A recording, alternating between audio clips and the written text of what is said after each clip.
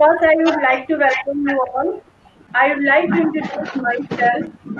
I am a Dr. Shruti Pandey, working as a dietitian in health. I have 17-year experience in a nutrition field. Today we have conducted a kids nutrition workshop. The main objective of workshop are learn what your children should be eating, what they should not be eating and why. How to build a healthy eating plan, most importantly, how to get the compliance. During this session, we will discuss on nutritional requirement of the children in different age into weight.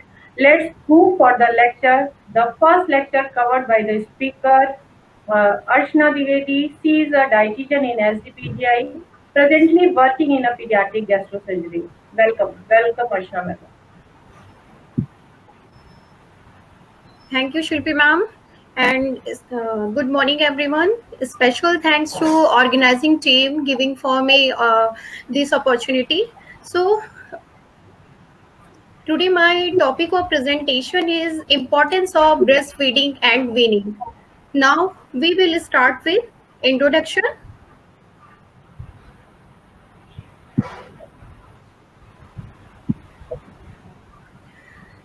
जैसे कि आप लोगों में बहुत से लोग हैं जिन्हें पता होगा कि बेबी का जो बर्थ वेट है वो 2.8 to 3 kg के अराउंड होना चाहिए और एक healthy female secretes 500 to 600 ml milk in a day. Mother's milk alone is not sufficient to sustain growth beyond 6 months. Mother's milk जो है आफ्टर 6 मंथ बेबी की ग्रोथ के लिए सफिशिएंट नहीं होता है. मिल्क अकेला बच्चे की जो न्यूट्रिशनल रिक्वायरमेंट है उसको कंप्लीट नहीं कर सकता है.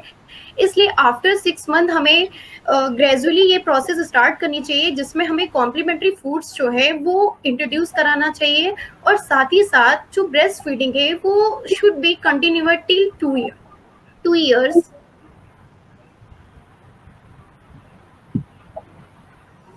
What is breastfeeding?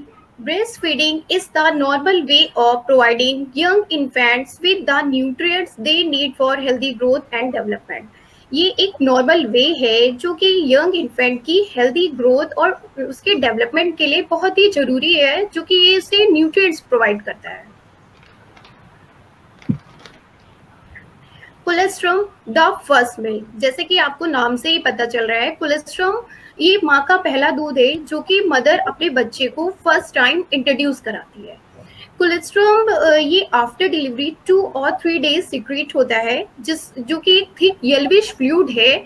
ये अप्रोक्सीमेटली 10 to 40 ml ये स्मॉल क्वांटिटी में सिक्रेट होता है. इसमें जो कोलेस्ट्रम है ये मिनरल्स में and other nutrients like vitamins में भी रिच होता है. स्पेशली अगर हम वाइटामिन्स की बात करते हैं तो ये वाइटामिन ए एंड के एंड जिंक में रिच होता है. इसमें लैक्सेटिव इफेक्ट्स भी प्रेजेंट होते हैं जो कि बेबी के फर्स्ट मोशन में भी हेल्प करता है और ये इन्फेक्शन के अगेंस्ट भी प्रोटेक्ट करता है. Benefits of breast feeding. First 6 month exclusive breast feeding with start of colostrum. Colostrum के बारे में तो मैं बता ही चुकी हूँ. जैसे ब्रेस्ट मिल्क जो है, ब्रेस्ट मिल्क में high level of way protein lacto albumin present होता है जो कि इजी टू डाइजेस्टिबल होता है. साथ ही साथ ये हाई टोरेन एंड लैक्टोज कंटेंट भी ब्रेस्ट मिल्क में प्रेजेंट होते हैं जो कि गट बैक्टीरिया को प्रमोट करता है. साथ ही ये ब्रेन की डेवलपमेंट में भी हेल्पफुल है. ये immunoglobulins in breast milk improve immunity, जैसे कि ये इम्यूनिटी को भी इम्प्रूव करने में हेल्पफुल होता है. Beyond 6 months, supplement breast milk with cereals, fruits, vegetables, fats and sugars. और हाँ, जैसे जो भी अगर हम बच्चे को फूड्स इंट्रोड्यूस करा रहे हैं, अगर वो हम जर्मिनेशन एंड माल्टिंग फॉर्म में दे रहे हैं तो वो और ज़्यादा इजीली डाइजेस्ट हो जाते हैं. इसलिए कोशिश करनी है कि जो भी फूड्स हम दे रहे हैं अगर उन्हें हम जर्मिनेटेड फॉर्म में दे रहे हैं तो वो ज़्यादा अच्छा होगा. कंपोजिशन ऑफ मिल्क, यहाँ पे कंपैरिजन दिखाया गया है जो कि human milk, cow milk and buffalo milk के, जो कि आप देख सकते हो, जिनके अलग अलग calories, protein, fat and nutrients दिए हुए हैं. 1 ईयर तक बेबीज को हमें काउ मिल्क इंट्रोड्यूस नहीं कराना है. 1 ईयर तक हमें क्या करना है, काउ मिल्क की जगह हमें एक्सक्लूसिव ब्रेस्ट फीडिंग 6 मंथ तक करनी है. उसके साथ ही साथ हमें कॉम्प्लीमेंट्री फूड के लिए इनिशिएट करना है. बेनिफिट्स ऑफ मदर, एक तो सबसे पहले अगर हम बेनिफिट्स की बात करें तो मैटरनल इन्फेंट जो बॉन्ड है वो बहुत ही जल्दी बनता है और ये यूट्रस कांटेक्ट में भी हेल्पफुल होता है। Breast cancer and ovarian cancer के रिस्क को भी ये कम करता है। सो ब्रेस्ट फीडिंग के कई फायदे हैं, जैसे कि आप सुन रहे हैं ये यूट्रस कांटेक्ट में भी हेल्पफुल होता है। Appropriate feeding for age, 6 month of age exclusive breast feeding करानी है। Next 6 to 12 month of age breast feeding के साथ साथ हमें जो भी कॉम्प्लीमेंट्री फूड्स हैं उसके साथ में हमें फैमिली फूड्स इंट्रोड्यूस कराने हैं। 1 to 3 ईयर तक balanced and nutritious diet introduce करानी है। Weaning. According to UNICEF 1984, weaning is defined as the systematic process of introduction of suitable foods at the right time in addition to mother's milk in order to provide needed nutrients to the baby. ये एक right time पे जो भी foods हैं baby को nutrients जो भी हमें प्रोवाइड करने हैं, मदर्स मिल्क के साथ साथ जो फूड्स हम प्रोवाइड कर रहे हैं वो हमारी वीनिंग कहलाती है। प्रिंसिपल्स क्या होने चाहिए वीनिंग फूड के? एक तो जो भी फूड हम बच्चे को दे रहे हैं वो उनकी न्यूट्रिशनल रिक्वायरमेंट को फुलफिल करता होना चाहिए। कोई भी फूड हम स्टार्टिंग में इनिशिएट कर रहे हैं वो स्मॉल अमाउंट से करना है, देन हमें वो ग्रेजुअली धीरे धीरे इंक्रीज करना है। कोई भी फूड की कंसिस्टेंसी जो है वो इजी टू सॉलो होनी चाहिए ताकि बच्चे को उसका फील हो सके। And a single weaning food is added at a time. कोई भी न्यू फूड है वो हमें तभी इंट्रोड्यूस कराना चाहिए जब बच्चा बहुत ही ज्यादा हंग्री है। अगर कोई भी फूड बच्चा लेने से नहीं ले रहा है तो हमें कभी भी उसे फोर्सफुली कोई भी फूड इंट्रोड्यूस नहीं कराना है। और मोस्ट इम्पॉर्टेंट पॉइंट, अगर जितना ज्यादा वीनिंग डिले होती है एक तो ये growth failure and malnutrition दोनों को बढ़ाती है, इसलिए हमेशा ध्यान रखना है जब भी हम बेबी को फूड इंट्रोड्यूस करा रहे हैं तो we at the right time जो उनका एज है आफ्टर 6 मंथ जिसमें हमें फूड इंट्रोड्यूस कराना है तो वीनिंग अप्रोप्रिएट एज पे स्टार्ट कर देनी चाहिए ताकि उनके एक हेल्दी ग्रोथ और डेवलपमेंट के लिए हो सके। अब बात करते हैं क्या क्या प्रॉब्लम्स वीनिंग के टाइम पे आती हैं।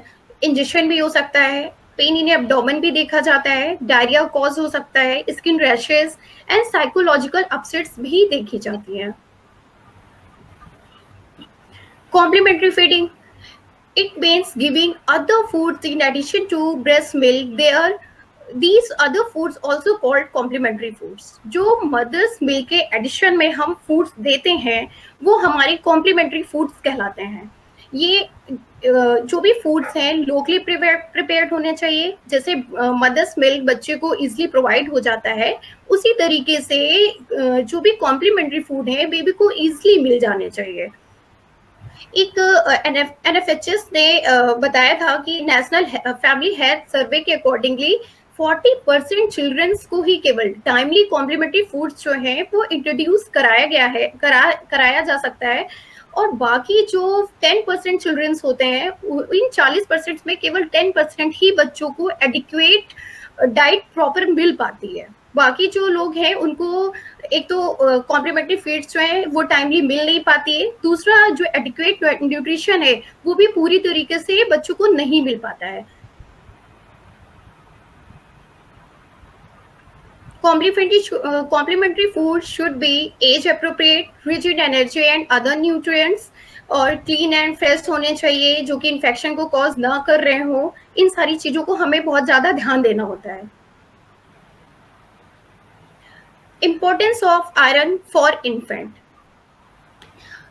आफ्टर 5 to 6 मंथ तक तो बेबी के लीवर में आयरन स्टोर्ड होता है, लेकिन जब 6 मंथ के बाद धीरे धीरे आयरन डिफिशिएंसी होना शुरू हो जाती है जो कि बहुत ही कॉमन प्रॉब्लम है। आप हमेशा देखोगे कि लोगों का ये रहता है कि मेरे बच्चे का हीमोग्लोबिन कम हो रहा है। उसका मेन रीजन यही होता है कि एक तो मदर्स जो है जो भी कॉम्प्लीमेंट्री फूड्स स्टार्ट भी कर रहे हैं तो उसमें आयरन रिच फूड्स को फोकस नहीं करते हैं। दूसरा जो स्टोर्ड आयरन है वो धीरे धीरे कहीं ना कहीं खत्म होने लगता है, इसलिए हमेशा हमें ध्यान रखना है जो भी हम फूड्स बेबी को इंट्रोड्यूस करा रहे हैं उसमें आयरन इंटेक कितना जा रहा है और हमेशा आयरन रिच फूड्स को बढ़ाना है उनके डाइट में ताकि उनकी आयरन डेफिशिएंसी को हम कंट्रोल कर सकें। What to feed, what to give. Started with liquid supplement, जैसे ब्रेस्ट मिल्क के साथ साथ हमें जो भी वेजिटेबल सूप्स हैं, फ्रूट जूसेस हैं और राइस वाटर है, ऐसी चीज़ों को उनके डाइट में स्टार्टिंग में देना शुरू करना है. देन हमें semi liquid to semi solid की ओर शिफ्ट होना है, जिसमें हमारा पाउडर्ड राइस, मुरमुरा, राइस फ्लैक्स, मैश्ड बनाना या बॉइल्ड या मैश्ड पोटैटो दे सकते हैं, दलिया, सूजी, हलवा, साबूदाना खीर, ये सारी चीज़ें हमें उन्हें इंट्रोड्यूस करानी है. कुछ रेसिपीज हैं जो कि आप देख सकते हो 6 to 9 मंथ्स के लिए दी गई है. एंड 10 to 12 मंथ्स के बाद हम क्या दे सकते हैं, जैसे सूजी हलवा, खिचड़ी, बेसन या मूंग चीला, दाल दलिया. ये रेसिपीज है. मिक्स वेजिटेबल प्यूरी, जो कि अगर दाल दलिया, उपमा, खिचड़ी, सूजी हलवा, पोटैटो हलवा. एक ये सैम्पल मेन्यू दिया गया है इन्फेंट्स के लिए, जो कि अप टू 6 मंथ के बच्चे के लिए ओनली ब्रेस्ट फीड देना है. और हमेशा ध्यान रखना है, जो भी हम ब्रेस्ट फीड करा रहे हैं at least in a day 8 times तो करानी ही करानी है. 6 to 12 मंथ के बेबी को ब्रेस्ट मिल्क के साथ साथ सूप हो गया, फ्रूट जूसेस हो गए, राइस वाटर, दलिया, खिचड़ी, उपमा, चीला, और उसके साथ में आप बनाना या पोटैटो बॉइल्ड या मैश्ड फॉर्म में दे सकते हैं. ये फीड्स आपको ऐसा नहीं करना है कि एक ही बार या 2 बार इंट्रोड्यूस करानी है. आपको इन अ डे 5 टाइम्स तो उनको प्रॉपर ये फूड्स इंट्रोड्यूस कराना ही कराना है. 12 to 2 ईयर्स के बच्चे को आप प्रॉपर फैमिली मील्स जो हैं वो दे सकते हो, साथ में स्नैक्स ऐड कर सकते हो. इसलिए उन्हें कंप्लीट बैलेंस्ड डाइट देनी है. Hygiene practice during weaning.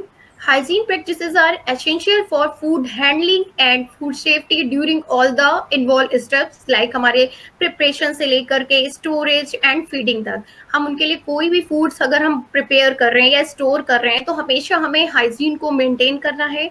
कोई भी फूड जो है वो बहुत टाइम तक बनाने के बाद खुला नहीं छोड़ना है. दूसरा, आपको फोकस करना है जो भी फूड आप बना रहे हो एटलीस्ट 2 आवर्स में उस फूड को फिनिश करना है. उसके बाद वो फूड उनको इनिशिएट नहीं करना है.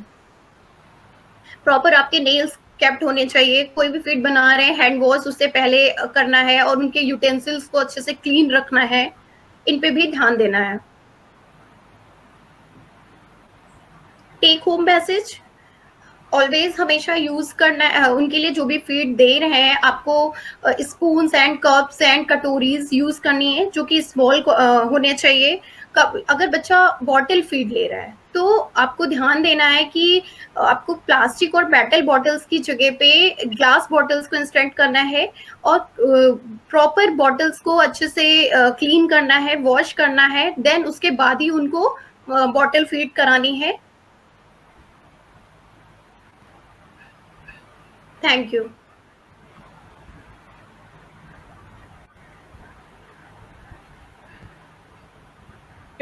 Thank you, Ashna ma'am. You well explained about the feeding problem, weaning, Thank you, ma'am. and the breastfeeding importance of breastfeeding. आपने एक बार बोला था कि वीनिंग जो हमें स्टार्ट करनी चाहिए वो 6 मंथ के बाद करनी चाहिए. मोस्टली पेरेंट्स की ये प्रॉब्लम आती है कि जब वो बच्चे को वीनिंग के ऊपर शिफ्ट करते हैं तो बच्चे suppose that you have advise the दलिया, तो दलिया मोस्टली लिया तो लोगों की कंप्लेन होती है मदर्स की कि वो खा नहीं पा रहे हैं, उसको स्पिट कर रहे हैं. तो what's your opinion about this? Ma'am आपकी आवाज क्लियर नहीं आई है. Hello, I am audible? I am audible? Hello, yes ma'am. आपने जैसा कि बोला कि वीनिंग हमें 6 मंथ के बाद से स्टार्ट कर देनी चाहिए बच्चों की. तो मोस्टली मदर साइड से एक प्रॉब्लम आती है कि अगर आपने सपोज दाल का पानी शुरू करना है, केला शुरू करना है, तो मोस्टली मदर्स की ये प्रॉब्लम्स होती है कि बनाना नहीं खा रहा है, दलिया नहीं खा रहा है. तो इसके उनको हम कैसे कंप्लायंस कैसे ला पाएंगे बच्चों में, क्योंकि इतने छोटे बच्चों को तो हम फोर्स करके भी, आपने बोला टॉपिक्स में कि बच्चों को फोर्स फीडिंग पे भी नहीं रखना चाहिए. तो आप क्या कहना चाहेंगे, कैसे उसको हम देंगे? देखिए आफ्टर 6 मंथ हमें वीनिंग स्टार्ट करनी चाहिए, क्योंकि उनकी ग्रोथ के लिए, उनके प्रॉपर डेवलपमेंट के लिए अगर वीनिंग वीनिंग तो स्टार्ट करनी ही करनी है। सो जो भी हम फूड्स दे रहे हैं वो स्मॉल क्वांटिटी में, अब जैसे बच्चा बहुत ही छोटा है, 6 मंथ के बाद इनिशिएट कर रहे हैं, तो हमें हमेशा दाल वाटर हो गया, सूप हो गया, जूसेस हो गए, ऐसी चीजों के साथ शुरू करना है। जब वो प्रॉपरली, ऐसा बिल्कुल नहीं सोचना है कि अगर वो एक फूड जो भी ले रहा है, आप फर्स्ट टाइम उसने अगर मना कर दिया है तो ऐसा नहीं करना है कि आप दोबारा उस फूड को नहीं इंट्रोड्यूस कराएंगे। एटलीस्ट 4 to 5 टाइम्स आप वो कंटिन्यू फूड रखिए, क्योंकि इस टाइम पे टेस्ट बड्स जो है ग्रेजुअली इंक्रीज होती है, तो ग्रेजुअली डेवलप हो रही होती है। सो आपको कंटिन्यू रखना है, धीरे धीरे बच्चा उन चीजों को लेना शुरू करेगा। अच्छा, ठीक है, थैंक यू। लेकिन आपने जैसा बोला कि अभी दाल का पानी, तो एक बहुत बड़ा मिथ है कि लोग दाल का पानी भी देते हैं, लेकिन दाल के पानी से क्या हम उनकी प्रोटीन की रिक्वायरमेंट फुलफिल कर सकते हैं, या उसको देने का तरीका अलग होता है? Please explain Archana ma'am. दाल जो है आप उसको पूरी प्रॉपर दाल लीजिए, उसके बाद उसको मिक्सी में चर्न कर दीजिए, तो एक प्यूरी फॉर्म में या सूप फॉर्म में बन जाएगा। आप वो इंट्रोड्यूस करा सकते हैं, जिसमें उनकी कैलोरी और प्रोटीन दोनों चीजें फुलफिल रहेगी। इसमें कि ये कह सकते हैं कि अभी जब हम वीनिंग स्टार्ट करते हैं तो हमारी दादी के टाइम से चला आ रहा है कि पहले दाल का पानी स्टार्ट करते हैं। तो आज हमें ये पता चल रहा है अर्चना मैडम से कि हमें दाल का पानी नहीं देना है, एक ठीक दाल देनी है, लेकिन it should be well cooked in a puree form, then you will get form में देना है। हाँ जी, get the proper nutrients from the your pulses first। And दूसरी चीज मैडम का कहना है कि कोई भी एक फूड को आप लगातार 1 से 2 दिन 3 दिन, मे भी पहले दिन वो 1 चम्मच ले रहा है, मे भी दूसरे दिन स्पिट कर रहा है, तो तीसरे दिन वो उसको थोड़ा सा ले पा रहा है, then you have to continue one food for at least 3 to 4 days। I am right Archana ma'am? Yes ma'am, क्योंकि उस समय टेस्ट पर जो है डेवलप हो रही होती है, तो आपको वो फूड्स जो है उनको अच्छे से प्रॉपरली आपको 3 to 5 days कंटिन्यू रखना है। ऐसा बिल्कुल नहीं सोचना है कि अगर उसने फर्स्ट डे मना कर दिया है तो नेक्स्ट डे नहीं लेगा, वो धीरे धीरे उन फूड्स को लेना शुरू करेगा। लेकिन आपको कोशिश करनी है कि कभी फोर्स नहीं करना है, उन फूड्स को इंट्रोड्यूस कराते रहना है। और मैम आप सप्लीमेंट्री फूड के लिए बोल रहे थे, that is a part of breast feed milk और separately? Ma'am supplementary food, supplementary foods, हाँ यस मैम, सप्लीमेंट्री फूड पे आपने जो आपने रेसिपीज बताई, dalia, khichdi, this is a supplementary food? Yes ma'am, जो भी मैंने अभी एक्सक्लूसिव ब्रेस्ट फीडिंग के साथ साथ जो फूड्स हमने ऐड करने के लिए बोला है, जैसे दलिया हो गया और सूप हो गया, सूजी हलवा हो गया, उपमा हो गया, ये सारी चीजें हम उनको दे सकते हैं। ब्रेस्ट मिल्क के एडिशन में हमें ये ऐड करना है। ठीक है, एक चीज और हमारे मन में ये ख्याल आ रहा है कि मोस्टली लोग क्या करते हैं कि पेरेंट्स की भी प्रॉब्लम होती है और बच्चे का भी रहता है कि उसने प्रॉपर इंटेक नहीं लिया, डाइट का नहीं रहता, तो बच्चा गेटिंग इरिटेट, वो रोना होता है, तो मदर एक ही चीज समझती है कि इसको भूख लगी, प्लीज आप इसको मिल्क दे दीजिए, या भूखा है कुछ खिलाने को दीजिए। तो आप कुछ ऐसा बताना चाहेंगे कि दो डाइटों के बीच में कितना गैप होना चाहिए? This point will be most important कि आप बच्चे को कितने अंतराल पे या कितनी फ्रीक्वेंसी में खाना दे रहे हैं। ये बच्चा छोटा है, अगर आप उनको फीड करा रहे हैं, अब 6 मंथ के बाद आपको वीनिंग भी शुरू करनी है। अगर 5 to 6 टाइम अगर वो ब्रेस्ट फीड ले रहे हैं, उसके साथ पे बीच का जो टाइम है उस पे आपको वीनिंग फूड्स जो है इंट्रोड्यूस कराना है, चाहे वो आपका दाल पानी हो, सूप हो, या कुक्ड फॉर्म में एकदम पका हुआ दलिया या खिचड़ी है, वो उस टाइम पे आप सुटेबल टाइम होता है, वो फीडिंग के बीच का जो गैप है उस पे आपको देना है। Okay, thank you Archana ma'am, well explain by you. I think कि हमें अब इस टॉपिक रिलेटेड प्रॉब्लम नहीं आएगी, कोई क्वेश्चंस नहीं होंगे। We will later discuss on question answer session. Thank you Archana ma'am, thank you. Thank you ma'am. Now I would like to invite Dr. Harshita to cover the topic feeding problem in childhood and its management. Dr. Harshita is done MSc Food and Nutrition in 2007, UGC NET qualified. She had done PhD on clinical nutrition from KGMC 2008. She was a former dietitian in HOD Department of Dietetics, Vivekananda Polyclinic and Institute of Medical Science. Presently working as a consultant dietitian, Department of Pediatric Oncology. Work in she has published 5 international and 8 national publications and presented research paper in several national and international conferences. Welcome, Varshita ma'am. Welcome. Thank you, Shilpi ma'am. Good morning to all of you.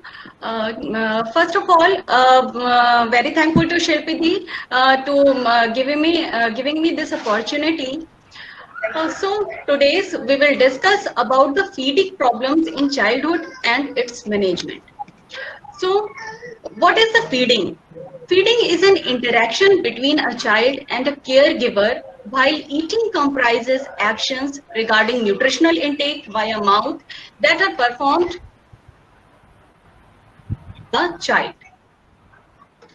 Now, what are the feeding problems? What is the feeding problem? Feeding problem often have multifactorial causes and a substantial behavioral component. It is estimated up to 25% of normally developing children and in up to 35% of children with neurodevelopmental disabilities. Feeding problems mainly colic, vomiting, slow feeding, and refusal to eat.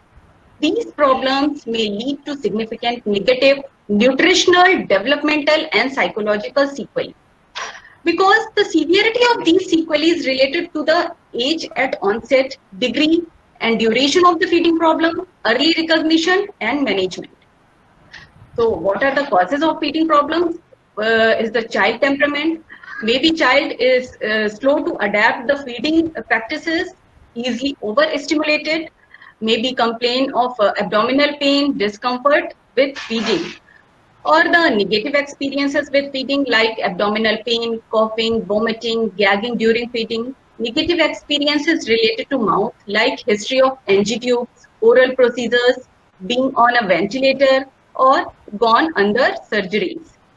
Slow emptying of stomach, food is not digested properly, so the food holding time in stomach is long. And poor oral motor skills, maybe dysphasia, and low muscle tone or high muscle tone, developmental delays, is autism spectrum disorder, anxiety, attention defect, hyperactivity disorder, sensory differences like hypersensitivity to taste or smell or texture to the particular food, chronic health problems like ear infections, frequent respiratory infections, dental problems, maybe tooth decay or tooth pain and seizures, and of course parent-child conflict, parental anxiety. यहाँ पर बहुत ज़्यादा this point is very important because the parents और child's conflicts बहुत ज़्यादा होते हैं. बच्चा अगर किसी चीज को लाइक नहीं कर रहा है एंड पेरेंट्स के व्यू में वो चीज बहुत न्यूट्रिशियस है तो वो फोर्सफुली उसको कंज्यूम करने के लिए प्रमोट करते हैं, फोर्स करते हैं, but this is wrong. Don't force for any food. अगर बच्चा नहीं पसंद कर रहा है उसको उस समय मत दो उसको उस और कैसे मॉडिफाइड फॉर्म में हम पर्टिकुलर न्यूट्रिएंट इंट्रोड्यूस कर सकते हैं, हमको उनकी प्रैक्टिसेस को अपने रेगुलर फॉर्म में लाना होगा. Now, what are the assessment of the feeding problems? How we can assess these problems? First of all, the clinical assessment. Parental report is the most important. Parents' perception of mealtime behaviors of child and nutrient intake by the child. Parent report सबसे ज्यादा important होती है clinical assessment में क्योंकि overall observation under observation child parents के पास होता है और पेरेंट्स उसको वो कैसे खा रहा है, वो फूड के प्रति उसका बिहेवियर क्या है, उसका न्यूट्रिएंट इनटेक क्या है. सो इससे पेरेंट्स इससे अच्छा इसे ज्यादा अच्छे से एक्सप्लेन कर सकते हैं. So clinical assessment parent report is most important. Review of the child's health and development, feeding and growth history. Growth history is also an important. So बच्चा धीरे धीरे बढ़ रहा है कि ग्रोथ स्टंटेड है, ग्रोथ स्टंटेड हो रही है या वेट गेन नहीं हो रहा है, तो what are the reasons involve, is there any particular nutrient deficiency. So growth history, recording of growth history is also an important criteria. Observation of a meal may help to identify the presence and severity of a feeding of child. Physical examination involves anthropometric measurement, including head circumference, a growth chart documented since birth, craniofacial abnormalities, signs of systemic disease, and atopy, complete neurological examination for evaluation of psychomotor development. And in dietary assessment, a detailed history must be taken with the help of nutritionist if possible.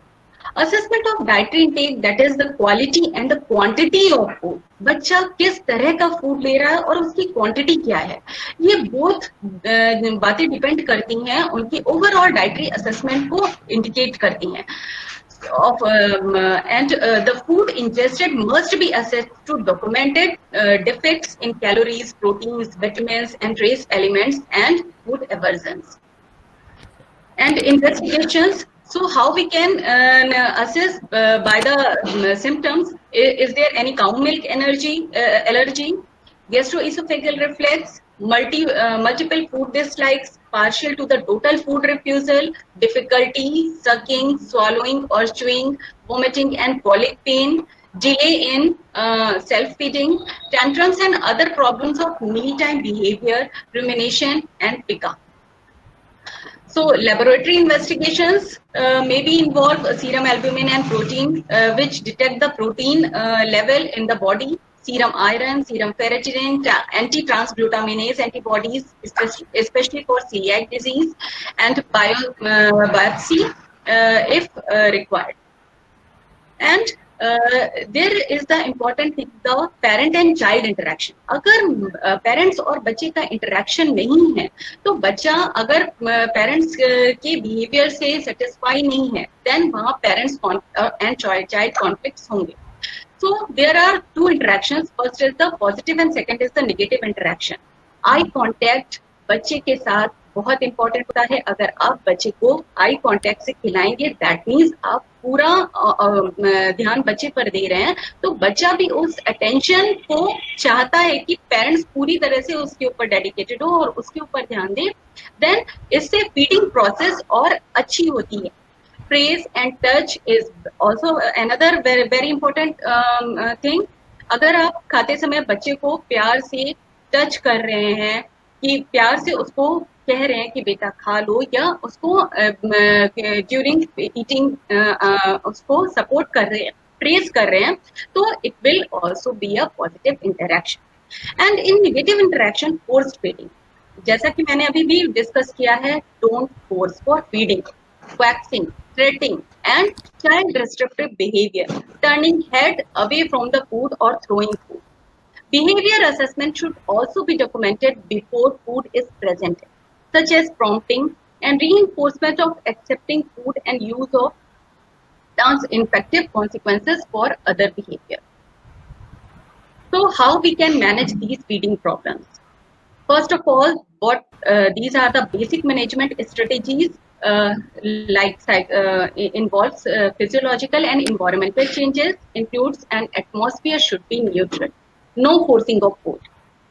Second is the child should be fed in a quiet place, no loud radio, televisions or toys. The feeder should have a calm, positive attitude at mealtime. The child should be positioned comfortable and in the developmentally appropriate seat. A limited number of feeders, ideally one person should feed the child. And develop self-feeding skills. The child should be encouraged to self-feed as much as possible. बच्चे को खुद खाने के लिए encourage करना चाहिए. बच्चा इससे feeding practices भी start करता है and अच्छे से खाना भी सीखना start करता है. Food should not be given as a present or reward. Mealtime is not playing time. Games should not be used to coax the child to be fed. Food should be removed after 10 to 15 minutes if child seems to play with the food without eating. The meal should be terminated if the child throw the food in anger. अगर गुस्से में बच्चा खाना फेंक रहा है, तो उसके सामने से उस समय खाना हटा लेना चाहिए. थोड़ी देर बाद बच्चे को की प्रॉब्लम समझनी चाहिए, क्यों वो फूड रिफ्यूज कर रहा है. देन अगर वो उसके पसंद का फूड नहीं है, then introduce that food in different way. So these are the food rules and the dietary management. A structured meal time scheduled every 2 to 3 hours should be provided. Meals times no longer than 30 minutes. Small portions should be included. बहुत ज्यादा food एक साथ नहीं देना चाहिए, थोड़ा थोड़ा food frequent intervals पर प्रोवाइड करना चाहिए. Solid first then liquid last. क्योंकि अगर आप फर्स्ट लिक्विड दे देंगे, सपोज अगर आप 1 ग्लास ऑफ वाटर या 1 ग्लास ऑफ फ्रूट जूस उसको दे दिया बिफोर मील, देन वो उस जो सॉलिड फूड आप इंट्रोड्यूस करेंगे उसका पेट स्टमक फुल हो चुका होगा और वो सॉलिड फूड रिफ्यूज कर देगा, then he will not eat that food. Delayed introduction of developmentally appropriate food. Nothing offered between meals except water. In case of colic and occasional vomiting, dietary intervention is worth a try. Excluding allergic foods like dairy products, eggs, nuts, fish, soy, and wheat products. If a child's growth appears to be stunted, calorie and protein intake should be increased. Persistent feeding problems may lead to nutritional deficiencies. Children with unidentified swallowing dysfunction may develop chronic lung disease. So, early identification and management may prevent these problems. There are some common feeding problems and its management. Nausea. It is very common problem. अगर बच्चे के सामने food आता है तो वो nausea feel करते हैं. Maybe तो choose dry foods that do not have odor. ऐसे फूड इंट्रोड्यूस करने चाहिए जिनमें स्मेल ना हो. Serve food at room temperature.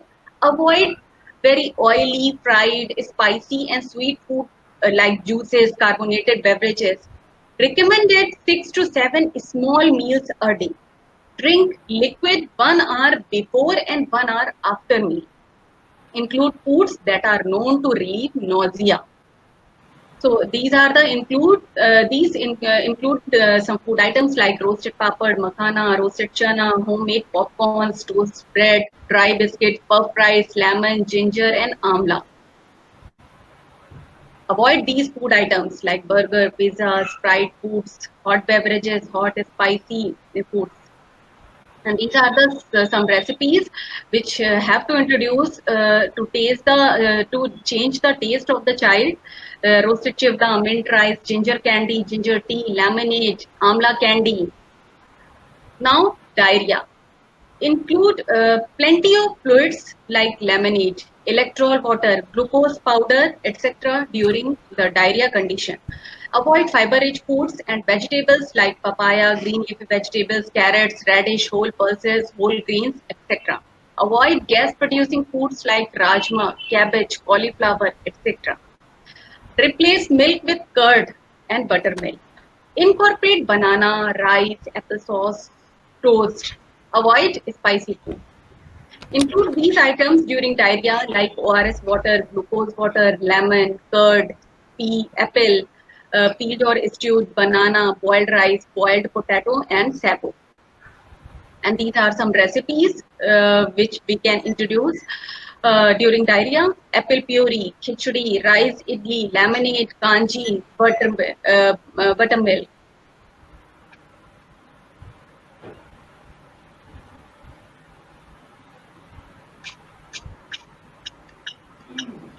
And avoid these food items like milk, papaya, whole pulses, cabbage, cauliflower, whole grains.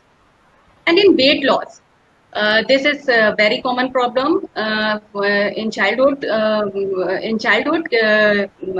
Weight loss is very common. Nutrient density of the food should be increased by adding dry milk powder, sattu, besan, semolina. Incorporate dal, lentils twice in a day. Include egg preparations throughout the day. Energy can be increased by using potatoes, banana, butter, cream, oil, ghee, etc. Encourage movement or light exercise. So we can introduce during weight loss ghee, roasted chana, boiled potato, banana, ready to eat therapeutic food. It is made up of peanut and butter and roasted peanut and milk powder. And we can introduce recipes: peanut chikki, dates burfi, homemade protein powder, poha, upma, and RUTF laddu. It is made up of RUTF paste, which I have discussed in previous slide. Unwanted weight gain. It is again very common problem during childhood. So include high fiber foods in the diet like green leafy vegetables, fruits, use coarse grain like jowar, bajra, ragi. Lentils can also be included. Avoid fried, oily, packed and processed food items. Avoid eating large portions of food. Encourage movement or little exercise. In between meals, to curb hunger, incorporate low calorie snacks like roasted popcorn, dry makhana, murmura, and consult a dietitian in case of unintentional weight gain.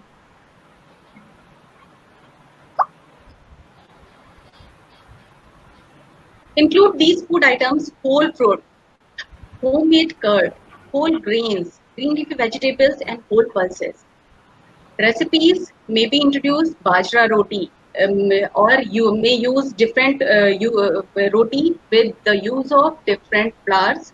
Vegetable soup, bajra and oats khichdi, boiled sprouts, palak dal, vegetables, poha. Avoid these food items: sweets, fried snacks, namkeen, excessive oily foods, food, soft drinks and juices, and chocolate. And in constipation, give plenty of fruits throughout the day. बच्चे दो दो तीन तीन दिन motion नहीं हो रहा, constipation हो रहा है, एब्डोमिनल पेन हो रहा है, तो फर्स्ट वी शुड चेक बच्चे को कॉन्स्टिपेशन तो नहीं है. Include hot beverages, include high fiber foods like green leafy vegetables, soya bean, black chana, boiled corn, banana, carrots. Avoid the intake of gas producing foods like cabbage and cauliflower, etc. Use multi-grain atta. Add bajra, jowar to your regular atta. Items like okra, papaya, and apple can be introduced. It acts as a laxative. Isabgol husk is known to be a beneficial. Include these food items: papaya, boiled vegetables, whole pulses, whole cereals, warm milk, ladyfinger, corn, and plain water. And recipes: oats khichdi, moong dal tikki, palak roti, vegetable wrap, boiled sprouts, sweet corn chaat during constipation. And avoid these food items: cauliflower, cabbage, fried items, refined flour, rajma, and urad dal. It digests. The digestion time is very slow, so avoid the whole grains. And at last, the summary: early recognition of feeding problems is important. Interventions such as behavioral therapy, multidisciplinary approach, nutritional counseling, and occupational therapy should be introduced to treat children's feeding problems. Needs to be examined formally. And during well child's visits, family physicians are in a key position to detect feeding problems early on, to make differential diagnosis, to give practical advice to the parents on food rules, increase of caloric and protein intake if needed, and to manage common feeding problems by home made remedies, and to initiate the therapeutic approach if the child is suffering from any allergy, any food allergy. Next, thank you. Thank you ma'am, thank you. आपने बहुत अच्छे topic को cover किया, feeding problem in childhood. Mostly parents की ये कहना होता है कि बच्चे को ज़्यादा खाना दिया तो डायरिया शुरू हो गया, कॉन्स्टिपेशन है. तो जैसा कि आपने बताया कि डायरिया में हमें खिचड़ी बनाना ऐसे देना है, तो मैम हम ये कैसे डिफाइन कर पाएंगे कि डायरिया जो है वो बिकॉज ऑफ डाइट है या सम अदर रीजन? डायरिया किसी भी रीजन से होगा, चाहे वो इन्फेक्शियस डायरिया होगा, चाहे वो हमारे किसी फूड इंड्यूस्ड डायरिया होगा. उस डायरिया को कंट्रोल करने के लिए फर्स्ट ऑफ ऑल हमने अभी जो डिस्कस किया, हमें मिल्क अवॉइड करना है, हमें बहुत फैटी फ्राइड फूड्स नहीं लेने हैं. तो हमें कौन कौन से फूड इंट्रोड्यूस करने हैं, like banana, potato, and khichdi, curd, buttermilk. These fruits can be included in the during the condition of diarrhea. Okay ma'am, thank you. तो आज कि जब डायरिया होता है तो इस तरह के बनाना और पोटैटो आपको करना है, otherwise you have to shift the normal diet. और obesity kids, obesity, childhood obesity is a big problem during this COVID time, because सारे बच्चे ऑनलाइन बैठे रहते हैं, ना कोई फिजिकल एक्टिविटी है, ना ही उनका बाहर जाना होता है, ना ही वो पार्क में जाते हैं। 50% बच्चे जो है वो लैपटॉप और मोबाइल पे रहते हैं। तो ओबेसिटी ऑब्वियसली बात है कि ये टाइम के साथ में बढ़ेगा। तो एक take home message from my side कि बच्चों को डाइटरी पैटर्न में चेंज कराइए। जैसा कि डॉक्टर हर्षिता ने बोला कि इस टाइम आपको फ्रूट, अगर फिजिकल एक्टिविटी बच्चे की नहीं है ज़्यादा, तो don't focus on the diet, और ज़्यादा खाए, और आपको बहुत स्मॉल और फ्रीक्वेंट डाइट देना है, और वेजिटेबल एंड फ्रूट को इनटेक बढ़ाना है, जिससे कि उनका वेट ना बढ़े। Thank you Arpita ma'am, thank you so much. Thank thank you. You. Now I would like to invite Priyanka Dubey. She is a senior dietitian in the LGPGI. 2 year experience as a dietitian in cardiac department in Divine Heart and मैंने multi-specialty वो link hospital. भेज दिया। 1 year experience in a healthcare center as a dietitian and writing so many papers in a CBSE chapter. She will cover the topic dietary challenges in teenagers. जैसा कि आजकल teenagers में, जैसे कि बच्चे बड़े होते हैं, टीनेजर्स में लोगों की डिमांड होती है कि मुझे ये खाना पसंद नहीं है, मुझे ये पसंद नहीं है, मम्मा मुझे टिफिन मत दो। स्कूल जाते हैं 11th 12th के बच्चे, तो मे बी वो टिफिन वापस घर में ले आते हैं, या वो कैफेटेरिया में लेते हैं, या तो वो स्विगी से ऑर्डर करते हैं। तो big challenges for the teenagers is, she will explain. Welcome, Priyanka ma'am. Welcome. Thank you so much, ma'am. Firstly, I would like to thank the organizing team for giving me this opportunity. As we have covered previous important lectures on breastfeeding and feeding problems in childhood, now let us move on dietary challenges in teenagers. Teenage Teenagers aged between 13 to 19 years. It can also called transitional age because there is many physical and physiological changes take place due to nutrition requirement also increases as there is increase in growth rate and also change in body composition. As we talk about nutrition, it is achieved by healthy eating habit, and we cannot force the teenagers to have these eating habit at this certain age. It should be implemented from early childhood.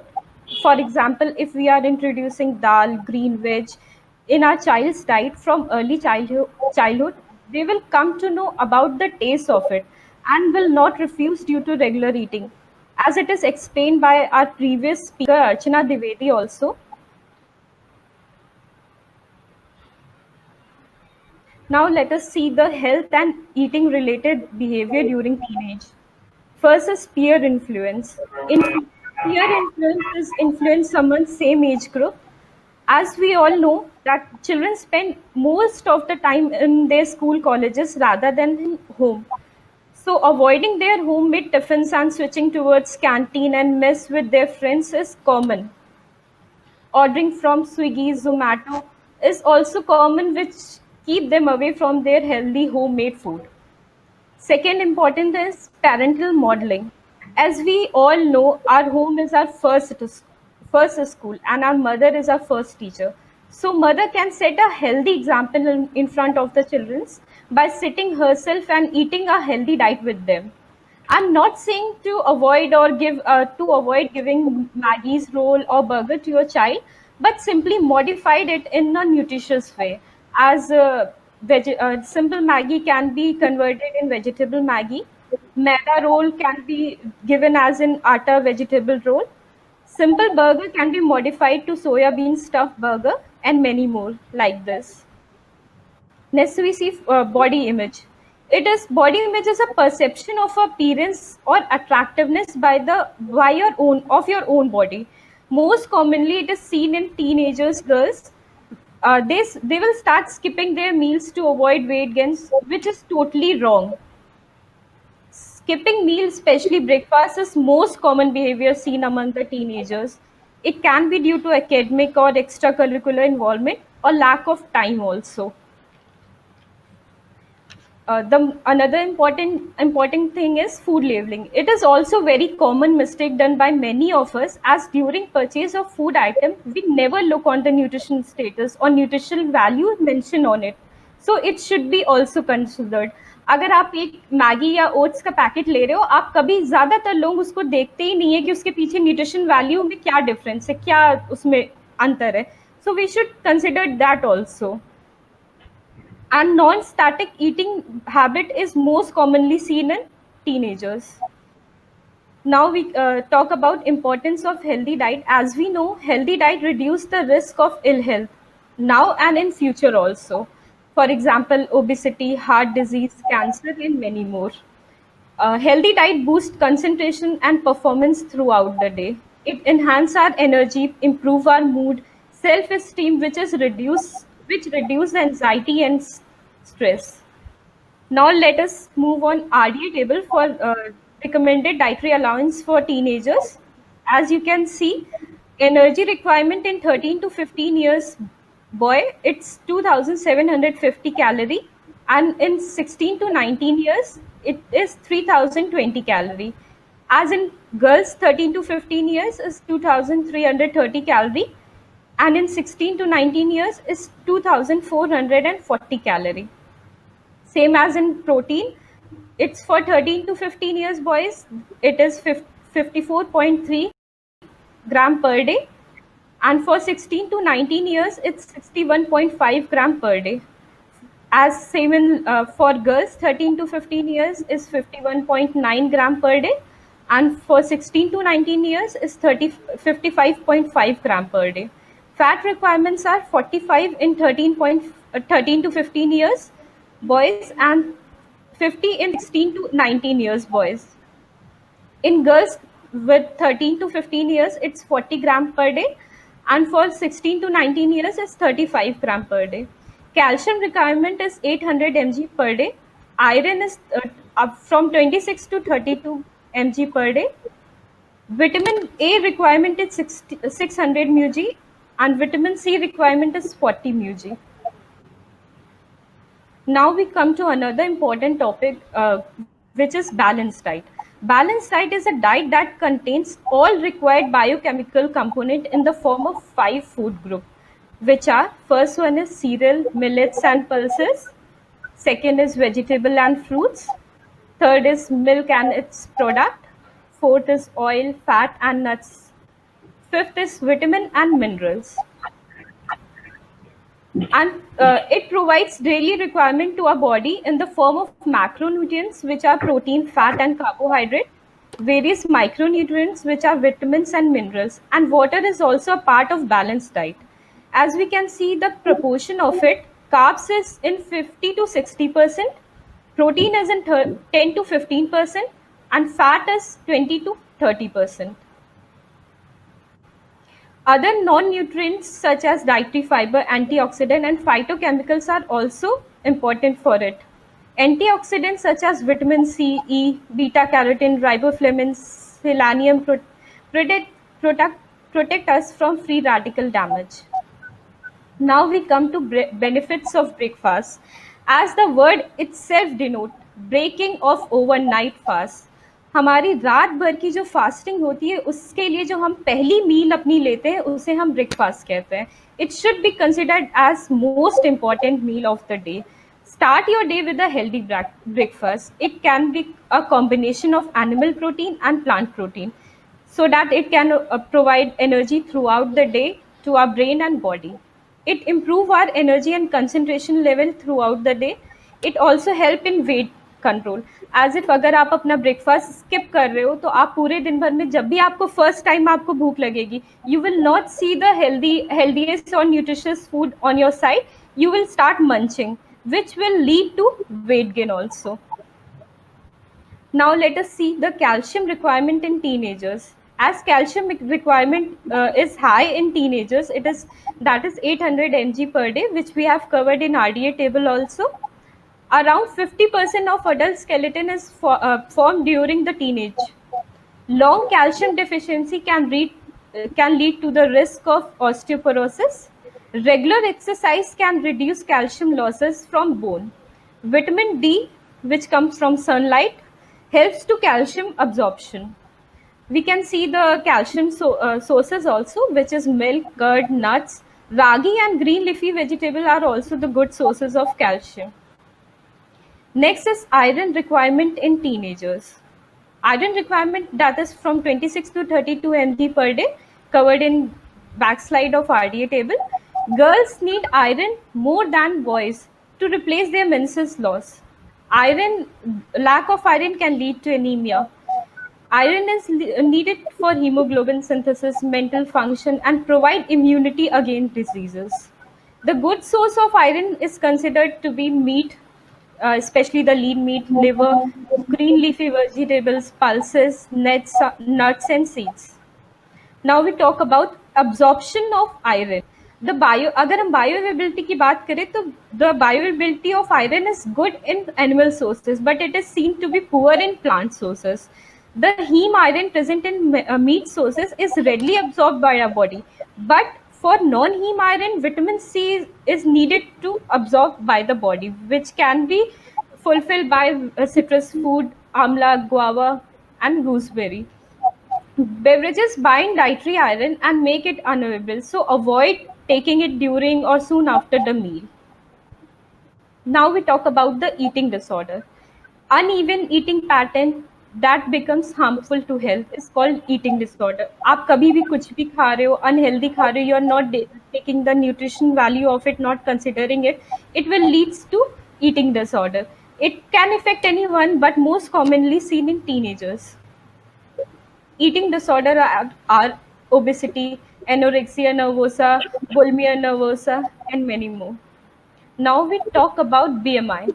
BMI is a simple body mass index of weight and height. It is commonly used to classify the obesity or we can say overweight in adults.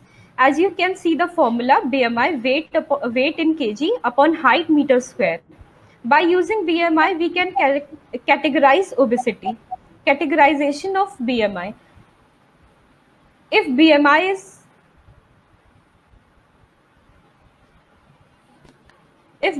is less than 14, we are at the high risk of death, and it is the intense nutrition support is needed.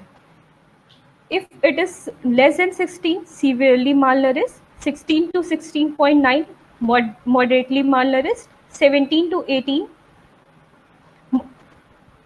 mildly malnourished, 18.5 to 24.9, it's normal, 25 to 29.9, it's overweight, 30 to 34.9, it's obese class 1, 35 to 39.9, it's obese class 2, 35 to 39.9, it's obese class 2, and above 40, it's obese class 3.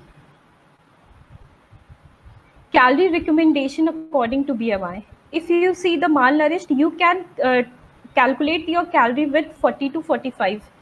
Or if it is normal, you can give it from 30 to 35.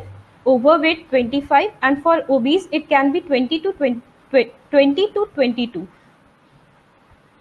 Causes of obesity. The most important cause is energy imbalance between calorie consumed and calorie expended. आप कितनी calorie per day ले रहे हो, उसको कितना expand कर रहे हो, it's most important. As increase intake of energy dense food like high in fat and sugar, decreasing level of physical activities nowadays due to lack of time or lack of busy schedules. To control obesity, lifestyle modification is needed. Common health consequences of obesity. Due to raised BMI is a major risk of non-communicable disease such as cardiovascular, mainly heart disease or stroke, diabetes, musculoskeletal disorders, especially osteoarthritis.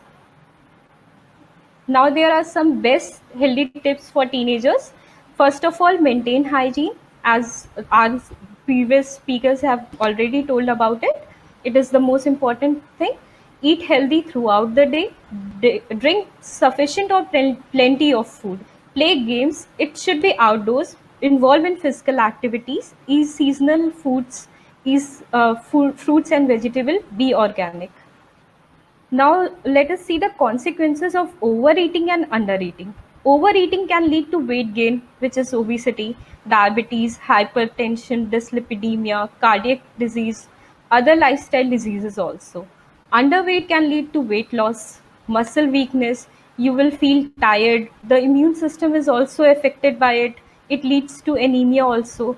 Poor and physical mental health is also seen due to it. Anorexia nervosa. It is refusal of eating enough to maintaining a normal body weight. जो sufferer होता है उसको ये impression होता है कि वो overweight है, जबकि ही और she is already in underweight, but एक पिक्चर होती है कि ही और she is overweight. It occurs during the puberty. It can lead to stunt growth also. It affects your menstrual cycle, and the physical symptoms or are constipation, stomach pain, dry patchy skin, loss of hair, and etc. Fluid is also very much important for a balanced diet, as 8 to 10 glasses of water per day, 2 to 3 liters recommended. Mild dehydration can lead to headache or irritability and loss of concentration. All drinks all drinks count in terms of fluid intake without sugar, and it is best between the meal. Physical activities is most important, as we know कि 70% of our diet works and 30% of our exercise work in our healthy being. Physical exercise throughout the life is important to maintaining an energy balance. At least 45 to 60 minutes of moderate intensity physical exercise is recommended each day. It can be jogging or walking or any gymming exercises, yoga, meditation. You can do anything, including activities that improve your bone health, muscle strength, and flexibility also. Now here is a sample menu for teenager. It can be 22 kilocalorie and 80 gram protein. As you can start a day with almonds and walnut of your child, and breakfast should be, as I have said, to include a animal protein and a plant protein. So it can be milk and curd, about 250 ml. Dalia with it can be optional with dalia, poha, oats, cornflakes, or you can give besan or moong chilla also. You can also replace it with idli. Tiffin time में आप बच्चे को vegetable या पनीर या सत्तू stiff paratha भी दे सकते हैं, और you can give chapati, 2 chapati with vegetable soya stuffed sandwiches can also be given. At lunch time, it should be a proper meal with salad, chapati, dal, which can be replaced by rajma kadhi also, and seasonal veg with curd, raita, and matha can be given. In evening tea, 1 cup of tea or milk can be given. Besan or moong dal chilla, oats chilla can be replaced. Soya kebab can be given. Sprouted bhel can be given. Egg white or paneer should be there in the meal throughout the day. Same as in dinner. During bedtime, 250 ml of milk is recommended. Thank you. Thank you ma'am. आपने बहुत बढ़िया किया है dieting management इन teenagers, क्योंकि इस पे बच्चे को समझा पाना इट्स वेरी डिफिकल्ट कि आपको क्या खाना है क्या नहीं खाना है. We can't force by the parents. इन टीनेजर्स के लिए हमारी तरफ से ये मैसेज होगा, they have too much conscious about their diet. जब तक उनका कॉन्शियस लेवल खुद के लिए नहीं रहेगा कि हमें क्या खाना क्या नहीं खाना, छोटे बच्चे को आप समझा सकते हैं, लेकिन इस एज ग्रुप में आप शुरू से ट्रेनिंग ऐसी दीजिए कि उन्हें पता हो कि क्या खाना है क्या नहीं खाना है. जैसा कि आज हम लोग बार बार बात करेंगे फास्ट फूड, क्योंकि उनका चॉइस होता है, पीयर प्रेशर होता है कि चलो आज चलते हैं कैफेटेरिया में कुछ खा लेते हैं. लेकिन ठीक है, वो आप इसको कर सकते हैं, लेकिन आई थिंक कि वीकली या मंथ में एक बार ऐसा प्लान करें. और आपको इस एज में, जैसा कि Priyanka ma'am, can you share your slide for the RDA? Can you share your slide for the RDA? जैसा कि प्रियंका मैम ने बताया कि आरडीए मीन्स कि आपको कितना खाना देना है, किस एज पे किस न्यूट्रिएंट्स की कितनी रिक्वायरमेंट है. एक लेमैन में बीइंग अ न्यूट्रिशनिस्ट तो हम जान पाते हैं, लेकिन आज ये वर्कशॉप हमने जो कंडक्ट कराया है specially for the mothers, kids, की उन्हें भी पता चलना चाहिए कि क्या खाना है क्या नहीं खाना है, और अगर देना है तो हम कितनी डाइट दें कि उनकी कैलोरी प्रोटीन की रिक्वायरमेंट पूरी हो जाए. जैसा कि टीनेजर्स में मैडम ने कहा कि अप्रोक्सीमेटली 2000 कैलोरीज उनको चाहिए होती है। तो हम एक आज एक अपने मैसेज के थ्रू हम बता सकते हैं कि 2000 कैलोरी के लिए एक बच्चे को at least 3 to 4 chapati with 2 cup of dal, rice, vegetables, salad along with the curd. 3 major meals should be included in your diet. Breakfast, lunch and dinner. As Priyanka ma'am ने कहा कि breakfast is a very important diet for the any age group. चाहे वो school जाने वाला बच्चा हो, office जाने वाली मदर्स हो, किसी भी एज ग्रुप के लिए breakfast is a very important diet, because आप ओवरनाइट की फास्टिंग को ब्रेक करते हैं, if will not get the proper diet through breakfast, you will not get the energy and protein, पूरा दिन आपका थका सा रहेगा, you will not feel fresh. तो आपको हम लोग बात कर रहे थे आरडीए की, तो 2000 कैलोरी की रिक्वायरमेंट अगर 2200 की आती है टीनेजर्स में, तो हम 4 chapati, dal, vegetable, salad in lunch and dinner, and breakfast should be combination of the pulses as well as rice. जैसा कि मैडम ने कहा कि दूध लेना है, उसके साथ में ओट्स ले सकते हैं, दलिया ले सकते हैं, you can add fruit। तो अगर स्कूल जाने की जल्दी है तो इतनी चीजें वो नहीं ले सकते हैं। तो आपको ये करना है कि जो फूड आप ब्रेकफास्ट में यूज कर रहे हैं वो you can give for the school, they can have during the transportation, they can have during the food break time, क्योंकि आजकल सभी स्कूलों में फूड ब्रेक टाइम भी स्टार्ट हो चुका है कि बच्चे रात में जल्दी उठते हैं, उन्हें अपना तैयार होना होता है, बस पकड़ना होता है, तो आप फ्रूट ब्रेक में फ्रूट लीजिए। अदरवाइज अगर आप जो उनको डाइट स्कूल में, क्योंकि बच्चे 7 से 8 घंटे स्कूल में रहते हैं, आप 2000 कैलोरी और 10 से 12 घंटे, अगर 10 घंटे बच्चों की नींद स्लीप होती है, स्लीप साइकिल होती है, तो you can't complement the nutritional requirement in a 10 hours. Then you have to give 3 to 4 options for the school also. Thank you, ma'am. Thank you, Priyanka, ma'am. Thank you so much, ma'am. Now let's we start the question answer session. Any question from the participants? Any question? One question from for Archana Dwivedi, madam. आपने जैसा कि बताया कि बच्चों को 1 साल के पहले हमें दूध नहीं देना चाहिए, गाय का दूध नहीं देना चाहिए, तो इसके पीछे क्या रीजन है, क्यों हम गाय का दूध नहीं देते हैं? इसके पीछे कई रीजंस हैं। First is casein two way ratio. Cow milk में जो केसीन प्रेजेंट होती है, केसीन टू वे रेशियो है 20:80% होता है, जबकि मदर्स मिल्क में जस्ट अपोजिट होता है। मदर्स मिल्क में 80 to 20% होता है। यहाँ पे जो वे प्रोटीन है मदर्स मिल्क में 80% प्रेजेंट होती है, जिसमें लैक्टो एल्बुमिन प्रेजेंट होता है, जिसकी वजह से mother's milk easy to digestible होता है। इस मिल्क है वो 1 ईयर तक इंट्रोड्यूस नहीं कराना चाहिए। और दूसरा रीजन एक ये भी है कि काउ मिल्क में जो मिनरल्स एंड प्रोटीन का कंसंट्रेशन होता है मदर्स मिल्क के कंपैरिजन में हायर अमाउंट में प्रेजेंट होता है। सो जो काउ मिल्क प्रोटीन होती है वो स्टमक एंड इंटेस्टाइन की लाइनिंग को इरिटेट करता है, जिसकी वजह से which leads to loss of blood into the stool. इसीलिए मना किया जाता है कि काउ मिल्क जो है वो 1 ईयर तक बच्चों को इंट्रोड्यूस नहीं कराना है। 6 मंथ तक एक्सक्लूसिव ब्रेस्ट फीडिंग के साथ साथ कॉम्प्लीमेंट्री फूड्स देने चाहिए। आफ्टर 1 ईयर काउ मिल्क आप इंट्रोड्यूस करा सकते हैं। ठीक है अर्चना मैम, तो आपने जैसे कहा कि वे प्रोटीन हमें देना है, तो वे प्रोटीन के लिए हम लोग ये सोया मिल्क, सोया, फिर there are so many product are available, it is good for the child और नॉट? सोया मिल्क दे सकते हैं क्योंकि ये हाँ डाइजेस्टेबल है, आप दे सकते हो। तो लैक्टो एल्बुमिन प्रेजेंट होती तो कहीं ना कहीं उसका एब्जॉर्प्शन जो है वो इजीली हो जाता है। अच्छा, तो अर्चना मैम का ये कहना है कि अगर 1 साल से कम का बच्चा है तो हमें गाय का दूध बिल्कुल भी नहीं देना है, क्योंकि उसकी डाइजेस्टिबिलिटी को लेके प्रॉब्लम आती है। 1 साल के बाद हमें सप्लीमेंट्री फूड के साथ में स्टार्ट करना है। फिर भी अगर माँ को लगता है, क्योंकि माँ को सबसे बड़ी बात लगती है कि अगर बच्चे ने दूध नहीं पिया तो कुछ नहीं पिया, क्योंकि उनके दूध के मम्मा लोग मोस्टली हम लोग के पास आते हैं, कहते हैं मैम हमारा बच्चा तो दूध ही नहीं पीता है, जबकि जब हिस्ट्री लो तो वो आधा लीटर से ऊपर दूध पीता है। तो हमेशा अगर आपको दूध के मिल्क के लिए लेना है और अगर आपको 1 साल के अंदर इंट्रोड्यूस करना है तो soya milk can be better option for that. Thank you Archana ma'am.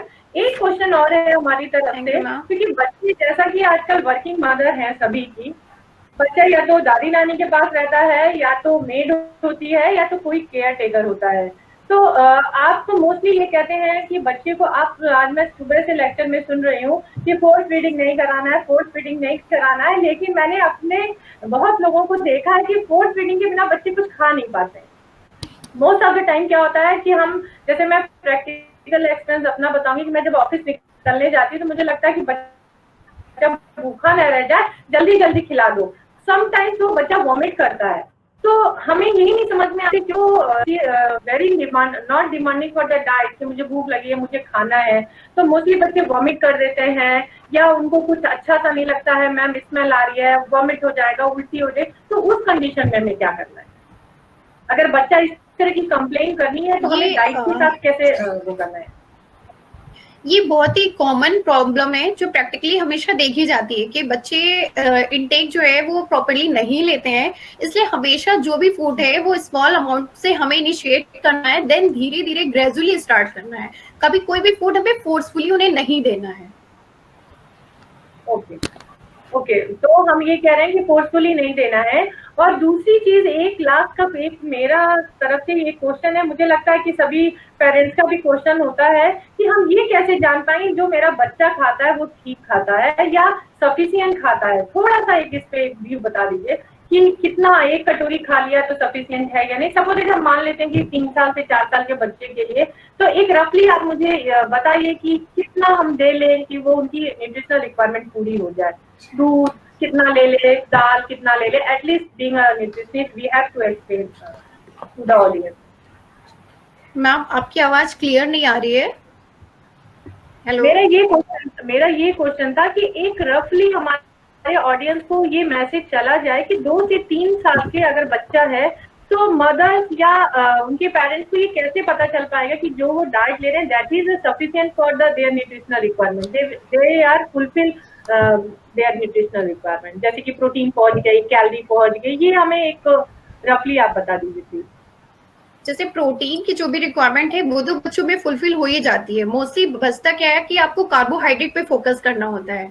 सो आप अगर पूरे दिन में अगर बच्चे को 2 से 3 कटोरी, या अगर रफली बात करें कि अगर मॉर्निंग में उसने हाफ बाउल जो है अगर वो दलिया या उपमा जैसा कुछ भी ले लिया, साथ में मिल्क ले लिया है, लंच में भी आप उसको प्रॉपर कुछ लंच में भी उसको अगर आप प्रॉपरली एक पराठा या एक रोटी कुछ खिला दे रहे हैं, तो कहीं ना कहीं पूरे दिन में अगर आप प्रॉपरली ऐसे एक चपाती और थोड़ा राइस दाल कॉम्बिनेशन में दे रहे हैं तो कहीं ना कहीं उसकी रिक्वायरमेंट फिल हो जाती है। Okay, thank you, Archana ma'am. Now I would like to invite any question regarding Harshita ma'am topic.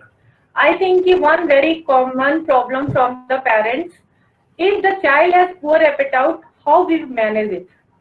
कि बच्चों की भूख नहीं लगती, लोग कहते हैं कि बच्चे को मेरी भूख ही नहीं लगती, वो कभी मांगता ही नहीं है, उस टाइम में हम क्या करेंगे हर्षिता मैम? बिल्कुल शिल्पी मैम, ये बहुत इम्पोर्टेंट क्वेश्चंस हैं। और बच्चे को भूख नहीं लग रही है, बच्चा खाना नहीं मांग रहा है, डिमांड नहीं कर रहा है फूड की, ये और ज्यादातर प्ले खेलने में बिजी है, तो ये एक बहुत कॉमन और बहुत इंपॉर्टेंट प्रॉब्लम है। तो हमें first of all poor appetite को इम्प्रूव करने के लिए हमको ऐसी डाइट उसके सामने सर्व करनी है, it will full of colour, it will include color, different texture, and it should be in a small portion. हाँ, कई तरह के रंग हो उस फूड में, डिफरेंट फ्लेवर हो, डिफरेंट टेक्सचर हो, तो वो फूड एक्सेप्टेबल होगा। तो हमें ऐसे स्मॉल और फ्रिक्वेंट मील्स बच्चों के लिए इंट्रोड्यूस करने चाहिए। Use butter oils, syrups and milks in food to increase the calorie content. Offer fruits in the form of smoothies, milkshakes. We should add and added sauce, different types of gravies to the food, and hard candies, mint tea to improve the palatability of the food and to introduce the different taste. Ginger, chaat masala, and be encouraging, but try not to fight about eating.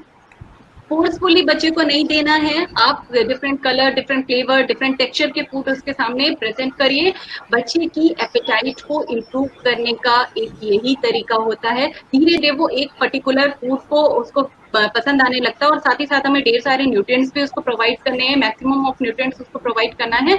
तो हमें different recipes उसको introduce करनी है particular food को लेकर के। For example हम oats टिक्की बना सकते हैं, ओट्स दलिया बना सकते हैं, ओट्स खिचड़ी बना सकते हैं। तो एक पर्टिकुलर फूड को हम कई टाइप से इंट्रोड्यूस करके उसका taste, texture, colour, flavour change करके बच्चे को दे सकते हैं, and it will work, definitely it will work, and child improve their appetite. Yes, thank you. आपने जैसा बताया कि हम लोग बच्चों के लिए रेनबो कलर यूज करते हैं, मीन्स डिफरेंट टाइप के रेड, ग्रीन, ऐसी चीजें, वेजिटेबल्स, फ्रूट्स ऐड करते हैं, as well as we have to focus on the crockery also. बच्चों को थोड़ा सा प्रेजेंटेशन चेंज करें ना, तो दे विल टेक, जैसे उन्हें पता है कि बिल्कुल दूध, जैसे दूध का नाम ही देख के हट जाते हैं कि 1 glass of milk आ गया, आपको मुझे नहीं लेना। But when you will give the milk in a transparent glass with a straw, then they will interact on the milk and they will have. इसमें कि आपको थोड़ा सा उन्हें अट्रैक्टिव बनाना है, टेस्ट बिल्कुल। लाना है। अभी अगर मिल्क के लिए बच्चे को कभी भी फोर्स नहीं करना चाहिए। आपको मिल्क का और सपोर्टिव और डिफरेंट फॉर्म ढूंढना है। मिल्क को कर्ड फॉर्म में, चीज फॉर्म में, पनीर फॉर्म में, और पनीर को भी उस पनीर टिक्का बना करके, या पनीर वेज बना करके, या पनीर रोल बना करके, या चिली पनीर फॉर्म में आपको उसको इंट्रोड्यूस करना है। या इडली का यूज कर्ड के फॉर्म में कर सकते हैं। अगर बच्चा कर्ड नहीं खा रहा है तो कर्ड एंड रवा इडली आप बना करके दीजिए उसको, and which also includes some vegetables। तो different color होगा, flavor होगा, maximum nutrients इससे मिलेंगे। Okay. One question, thank you, Archita ma'am. One question from the audience. Kriti Raghuvanshi, buffalo milk is okay to give for the 6-month-old baby. What your opinion, ma'am? Buffalo milk is okay to give for the 6-month-old baby, Archita ma'am? Yes, more than 6 months we can introduce, but within the 6 months, don't introduce buffalo or cow milk. Only give breast milk. Exclusive breastfeeding is involved, is to provide during the 0 to 6 months. Okay. Thank you. And one question from the audience also. Now, here, and now there is no question from the audience. If any question for our speaker, participants can put their question in the chat box. We will discuss on later. Thank you, Archita. Thank you, Shraddha. Now I would like to invite Sweetie ma'am for the nice presentation. She will come with the nice ideas, lunch box ideas. It's a big challenge for the mothers. Sweetie ma'am will cover the topic lunch boxes idea. Sweetie ma'am is a working in a SGPGI. She had a great experience with the ketogenic diet. She is presently working in neurology department. Welcome, Sweetie ma'am. Thank you, ma'am. Thank you, ma'am. Good afternoon, respected ma'am, my dear friend and participant. Ma'am, सबसे जैसे अभी मैं सुबह से सुन रही हूँ कि बच्चों की सबसे बड़ी है कि उनका कैसे न्यूट्रिशन दिया जाए, कैसी रिक्वायरमेंट उनकी होनी चाहिए। आज हम इसी टॉपिक को आगे करते हैं। ठीक, जैसे माँ की सबसे बड़ी समस्या होती है कि उनके बच्चे लंच बॉक्स ले तो जाते हैं, बट वो फिनिश करके नहीं आते। वो आधा छोड़ देंगे, बच्चों में डिस्ट्रीब्यूट कर देंगे अपने कोलेज के साथ में, या फिर वो वापस ले आएंगे। तो उसमें उनको कैसा लंच बॉक्स देना चाहिए, कैसे उनकी न्यूट्रिशन पूरा होना चाहिए, क्योंकि बच्चों का मैक्सिमम टाइम जाता है जो 7 से 8 घंटे वो स्कूल के टाइम पे जाता है। तो उसको हमें आगे कंटिन्यू करते हैं। Now will start with a healthy lunch box recipe. जैसे कि अभी बताया गया, nutrition for kids is based on the same principle as nutrition for adult. जो एडल्ट्स की न्यूट्रिशन प्रिंसिपल होते हैं सेम हमारे बच्चों की होते हैं। Everyone needs same nutrients, adult हो, किड्स हो, टीनेजर्स, सबको सेम न्यूट्रिएंट्स रिक्वायरमेंट। जैसे कि हमारा एनर्जी, प्रोटीन, फैट, कार्बोहाइड्रेट सब सेम न्यूट्रिएंट्स की रिक्वायरमेंट होती है. Children however need different amount of specific nutrition in different. जैसे कि बच्चों की स्पेसिफिक एज पे उनके डिफरेंट अमाउंट में न्यूट्रिएंट्स की रिक्वायरमेंट हो जाती है. अब बात करते हैं आरडी की, रिकमेंडेड डाइटरी अलाउंस. क्वेश्चन आता है कि बच्चों का न्यूट्रिशन रिक्वायरमेंट कितनी होनी चाहिए, क्योंकि हर एज ग्रुप में कहीं ना कहीं न्यूट्रिशन रिक्वायरमेंट अलग होती है. जैसे कि 2 साल में कुछ और होती है, 4 साल में कुछ और होती है, 10 साल में कुछ और होती है, 17 साल में कुछ और होती है. अगर हम एक एग्जाम्पल लेके चलते हैं कि 10 to 12 ईयर्स के लिए कितनी रिक्वायरमेंट होनी चाहिए, कितनी रिक्वायरमेंट होनी चाहिए. 10 to 12 ईयर रिक्वायरमेंट कितनी रिक्वायरमेंट होनी चाहिए, जिसमें हमारा होना चाहिए कि हमारा जो आइडियल बॉडी वेट बच्चों का होना चाहिए 35 kg के होने चाहिए. एनर्जी जो होनी चाहिए 2000 से 21,000 तक होनी चाहिए. प्रोटीन जो होनी चाहिए वो 40 ग्राम होनी चाहिए. फैट हमारा जो होना चाहिए वो hello I am audible? Yes, you are audible. City ma'am, you are audible. City ma'am, you can continue. You are audible. Fat जो रिक्वायरमेंट होनी चाहिए वो 35 ग्राम होना चाहिए. वो calcium requirement 800 mg per day होनी चाहिए.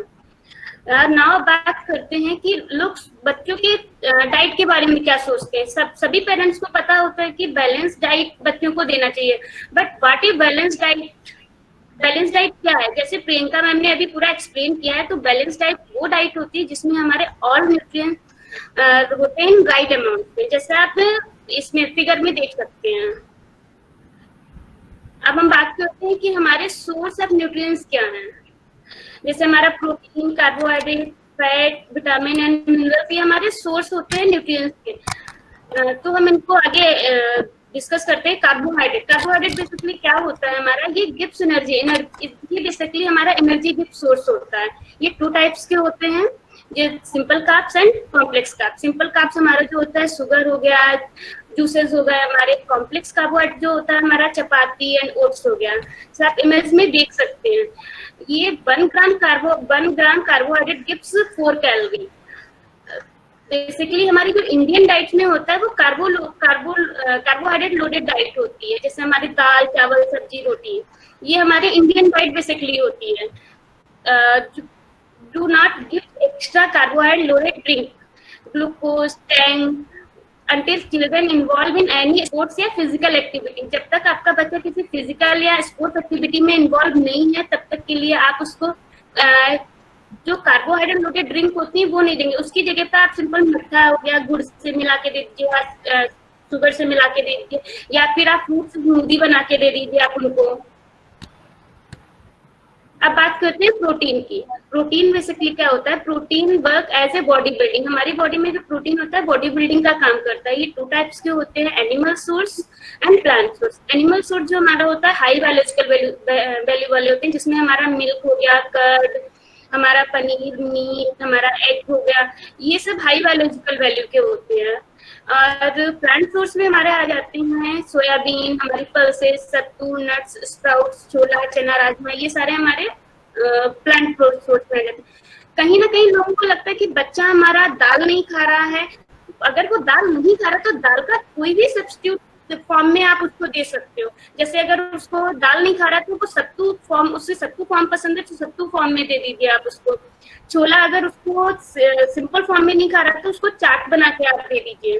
राजमे का अगर वो ऐसे नहीं खा रहा तो राजमे का कबाब बना के, राजमा नहीं खा रहा तो राजमे का कबाब बना के आप दे दीजिए. तो कहीं ना कहीं वो प्रोटीन इंटेक उसका डायरेक्ट दाल फॉर्म में ना होके उसके सब्स्टिट्यूट में चला जाएगा. 1 gram protein gives 4 calories. Same as carbohydrate. हमें अपनी डाइट में जो टोटल प्रोटीन का 50% पार्ट जो होता है वो हमें हाई बायोलॉजिकल वैल्यू से लेना चाहिए. तो कहीं ना कहीं हर फैमिली में एग बच्चों को इंट्रोड्यूस कराना चाहिए. जिस फैमिली में जो नहीं भी खाया जा रहा है नॉनवेज प्रोडक्ट या फिर एग नहीं खाया जा रहा, फिर भी बच्चों को कहीं ना कहीं इंट्रोड्यूस कराया, क्योंकि इसकी बायोअवेलेबिलिटी बहुत अच्छी होती है. इनका एब्जॉर्प्शन अच्छा होता है हमारी बॉडी में. अब बात करते हैं हम फैट की. Fat gives more calorie than carbohydrates, carbohydrate से मोर कैलोरी देता है। ये 1 ग्राम फैट गिव्स 9 कैलोरी। ये 2 टाइप्स के होते हैं, saturated fat and unsaturated fat. Saturated fat में हमारा घी हो गया, बटर हो गया,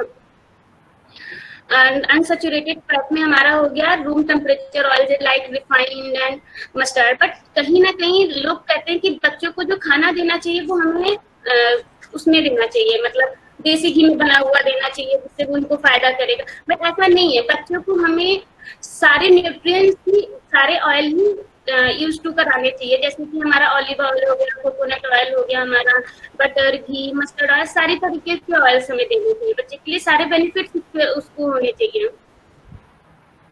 अब हमारी बात आती है विटामिन एंड मिनरल्स की। विटामिन एंड मिनरल्स हमारी बॉडी में एज ए प्रोटेक्टिव वर्क करते हैं। ये हमारे बॉडी में as a trans element work करते, ट्रांस मिनरल वर्क करते हैं, क्योंकि ये हमारी बॉडी में बहुत कम अमाउंट में पाए जाते हैं।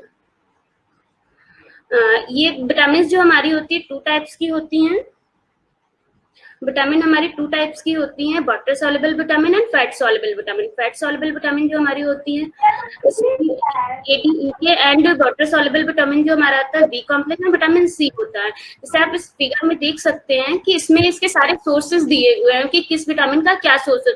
बट अभी हम ना बात करते हैं कि विटामिन डी। विटामिन डी का मेन सोर्स जो होता है वो हमारा सनलाइट होता है, फोर्टिफाइड फूड्स होते हैं। सनलाइट, बच्चे जब स्कूल जाते हैं तो उनको प्रॉपर सनलाइट तो नहीं प्रोवाइड हो पाती है, तो हमें बच्चों के डाइट में कहीं ना कहीं हमें उनको fortified vitamin D fortified foods add ही करने चाहिए। क्योंकि अगर बच्चों की डाइट में विटामिन डी की कमी है तो कहीं ना कहीं वो कैल्शियम एब्जॉर्प्शन में भी हार्म करेगा। ये it's help to increase immunity, work as a antioxidant. जो विटामिन एंड मिनरल्स होते हैं हमारी बॉडी में एज ए एंटीऑक्सीडेंट भी वर्क करते हैं। नेक्स्ट बात करते हैं मिनरल्स की। मिनरल्स में हमारा आता है sodium, potassium, calcium, phosphorus, magnesium, zinc, selenium, iron. Minerals are use our body in जैसे भी मैंने बताया कि विटामिन एंड मिनरल्स हमारी बॉडी में बहुत कम अमाउंट में पाया जाते हैं, यूज होते हैं। It's important for healthy bones. It is to maintain the side में इतना सारा बटन सब में सेम रहता है बैल। ब्रॉडकास्ट करना है, क्या करना है? अब बात करते हैं हम some healthy recipes for lunch box. जैसे कि हमारे बच्चों में होता है कि बाहर का खाने का ज्यादा होता है कि हम उनको, तो हम घर से ही उनको हेल्दी रेसिपी बना के देंगे तो वो ज्यादा बेनिफिट रहेगा। जैसे कि हमारा menu sandwich replace with the vegetable curd sandwich. इसके जो बेनिफिट्स हैं, हमारा जो curd is good for digestion, colourful vegetable rich in antioxidant fibre. हम प्लेन ब्रेड की जगह हम ब्राउन ब्रेड रिप्लेस कर सकते हैं। ये तो सिर्फ एक एग्जांपल मैंने दिया कि वेजिटेबल कर्ड। इसके अलावा आप स्टफिंग मेन्यूज की जगह आप मलाई का भी यूज कर सकते हैं, मलाई का भी यूज कर सकते हैं, या फिर स्टफिंग कोई जरूरी नहीं है vegetable stuffing, vegetable curd stuffing ही डालिए आप उसकी जगह पे। और भी जैसे आपका हमारा हो गया ये क्या होता है, आलू स्टफिंग भी आप कर सकते हैं। नेक्स्ट हमारा आता है plain paratha replace with stuff paratha. इसके benefits, you can use green leafy vegetable, pulses. Stuffing में जो बेसिकली यूज कर सकते हैं green leafy vegetable, stuff, pulses, sattu, cheese, paneer, आलू ग्रेटेड। और ये हमारा पराठे को हेल्दी बना देते हैं और ये हमारे टेस्ट भी इंक्रीज करते हैं और न्यूट्रिशन भी इंक्रीज करते हैं बेसिकली। अब नेक्स्ट बात करते हैं मैदा रोल रिप्लेस विद आटा रोल। ये हमारे जिसका बेनिफिट बेसिकली होता है कि मैदा रोल विदाउट रिफाइंड फ्लोर उसमें फाइबर तो होते नहीं है, तो हम आटा रोल करेंगे तो हमारा रिच इन फाइबर हो जाएगा, प्रोटीन हो जाएगा। और वेजिटेबल, जब कलरफुल वेजिटेबल्स हम देखते हैं, कलरफुल कोई भी फूड देखते हैं तो हमारा एपेटाइट अपने आप बढ़ जाती है कि हमें अरे ये हमें खाना है। तो बच्चों में भी सेम कंडीशन होती है कि अरे कलरफुल इतना अच्छा लग रहा है तो मुझे ये खाना है। तो कहीं ना कहीं तो हमारे कलरफुल वेजिटेबल हमारे एपेटाइट भी बढ़ाती है। तो अब नेक्स्ट बात करते हैं हम पोटैटो टिक्की रिप्लेस विद सोया साबुदाना टिक्की। इसके बेनिफिट, साबुदाना जो होता है हमारा गुड कार्बोहाइड्रेट सोर्स होता है, it's maintain healthy body weight, it's good for calcium and it's good for digestion.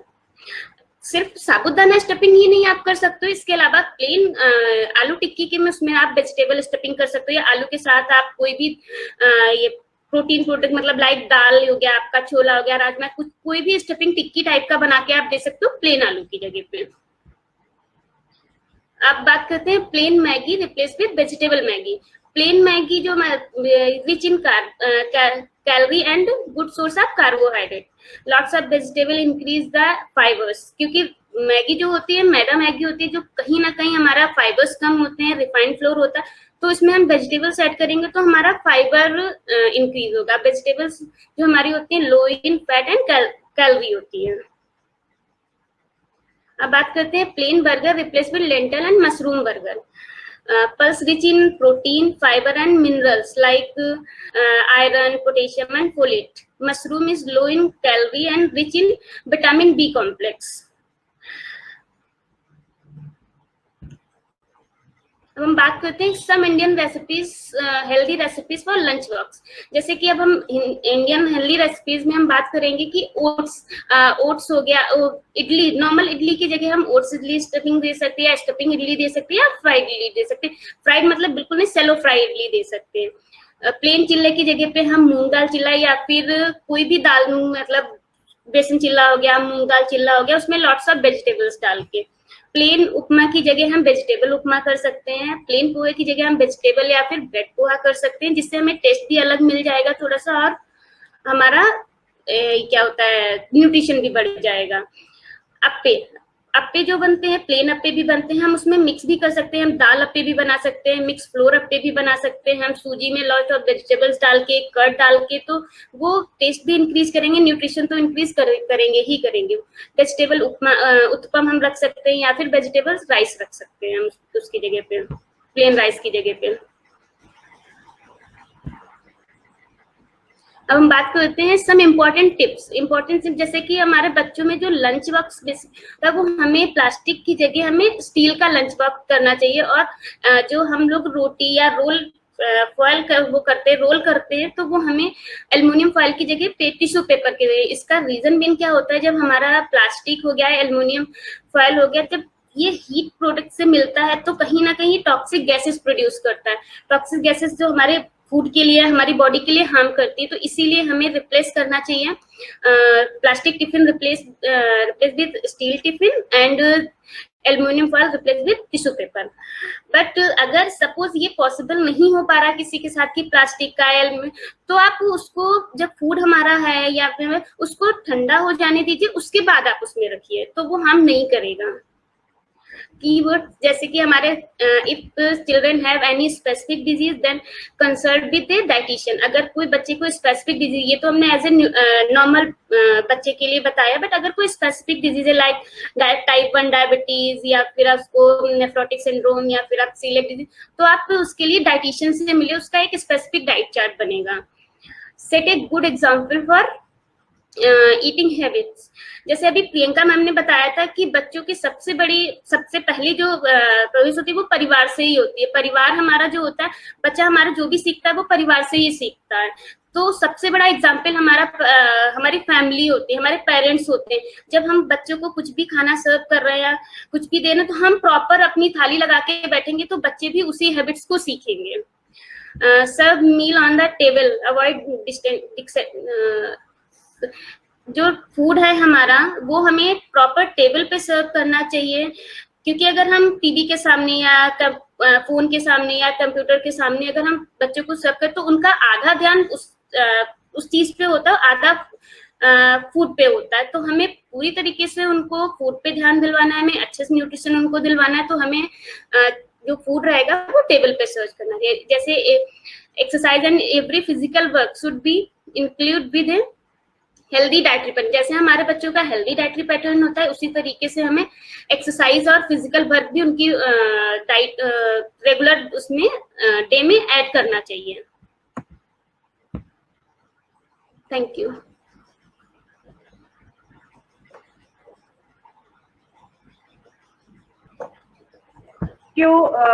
Thank you city ma'am, आपने बहुत ही अच्छे से आइडियाज अपने शेयर किए।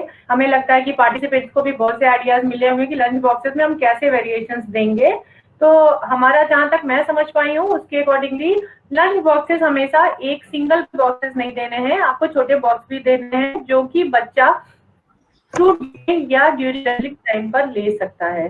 बच्चे को थोड़ा सा मॉडिफाइड वर्जन में भी देना है प्लीज। जैसे कि इन्होंने बताया कि ब्रेड जो है वो रिफाइंड ना लेकर के फ्लोर यूज मेयोनीज या बटर के लिए हैंगर को यूज कर लीजिए।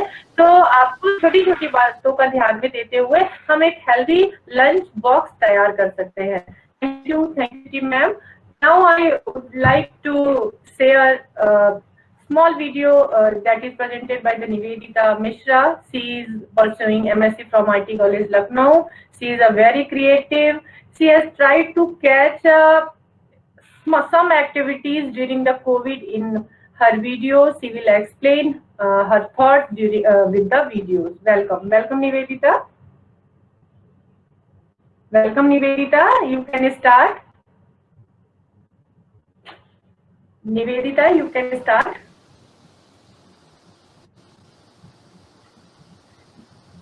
I am audible. Nivedita, I am audible. Nivedita.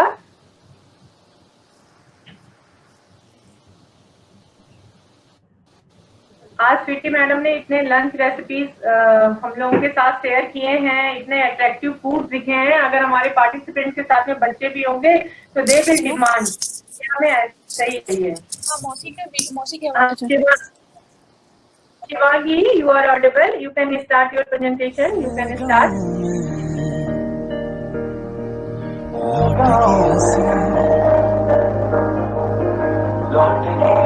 फिर से शहरों में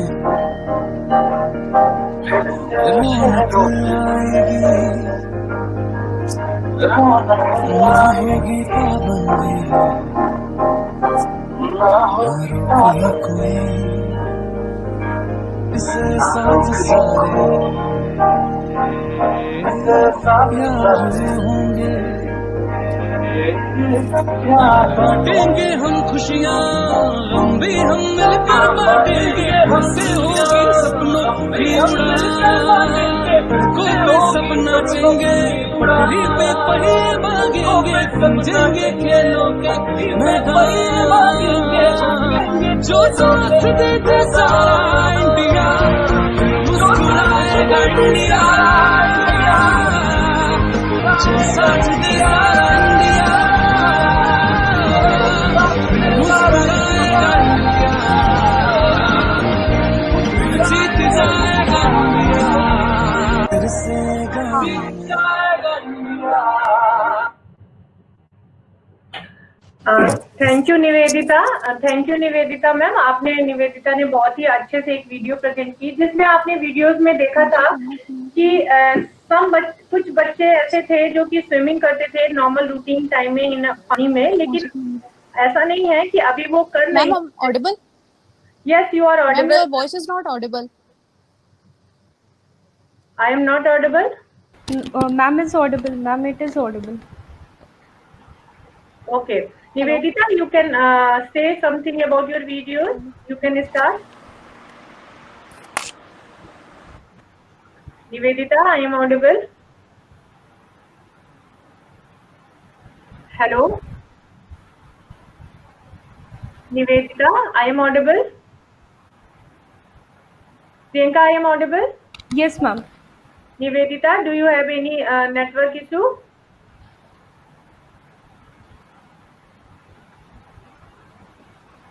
Nivedita?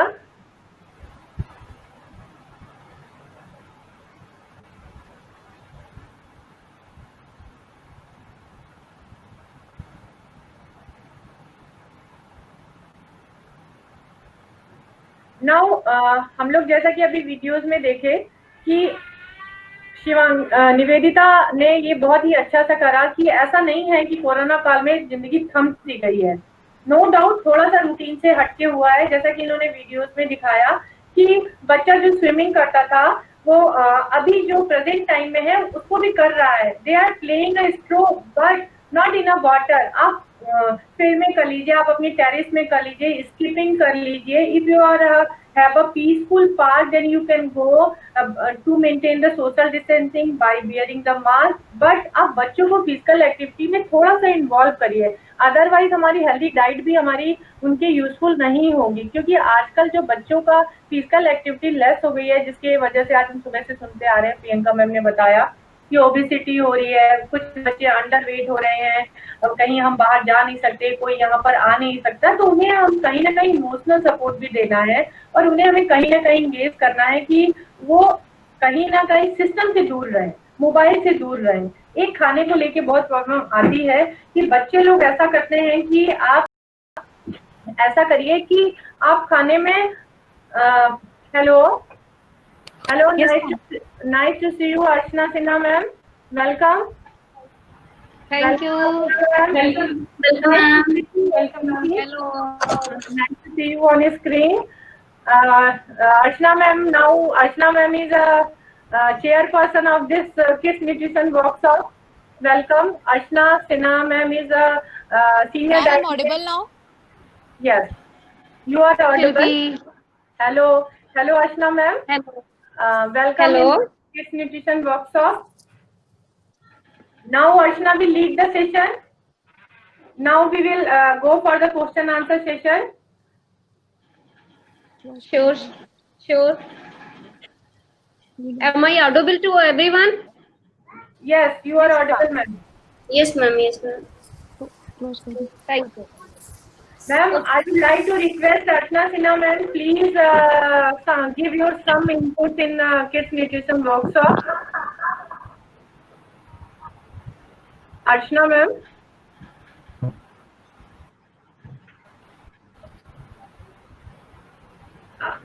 Archana ma'am, you can. Thanks a lot, Shilpi and entire team for organizing such a wonderful session.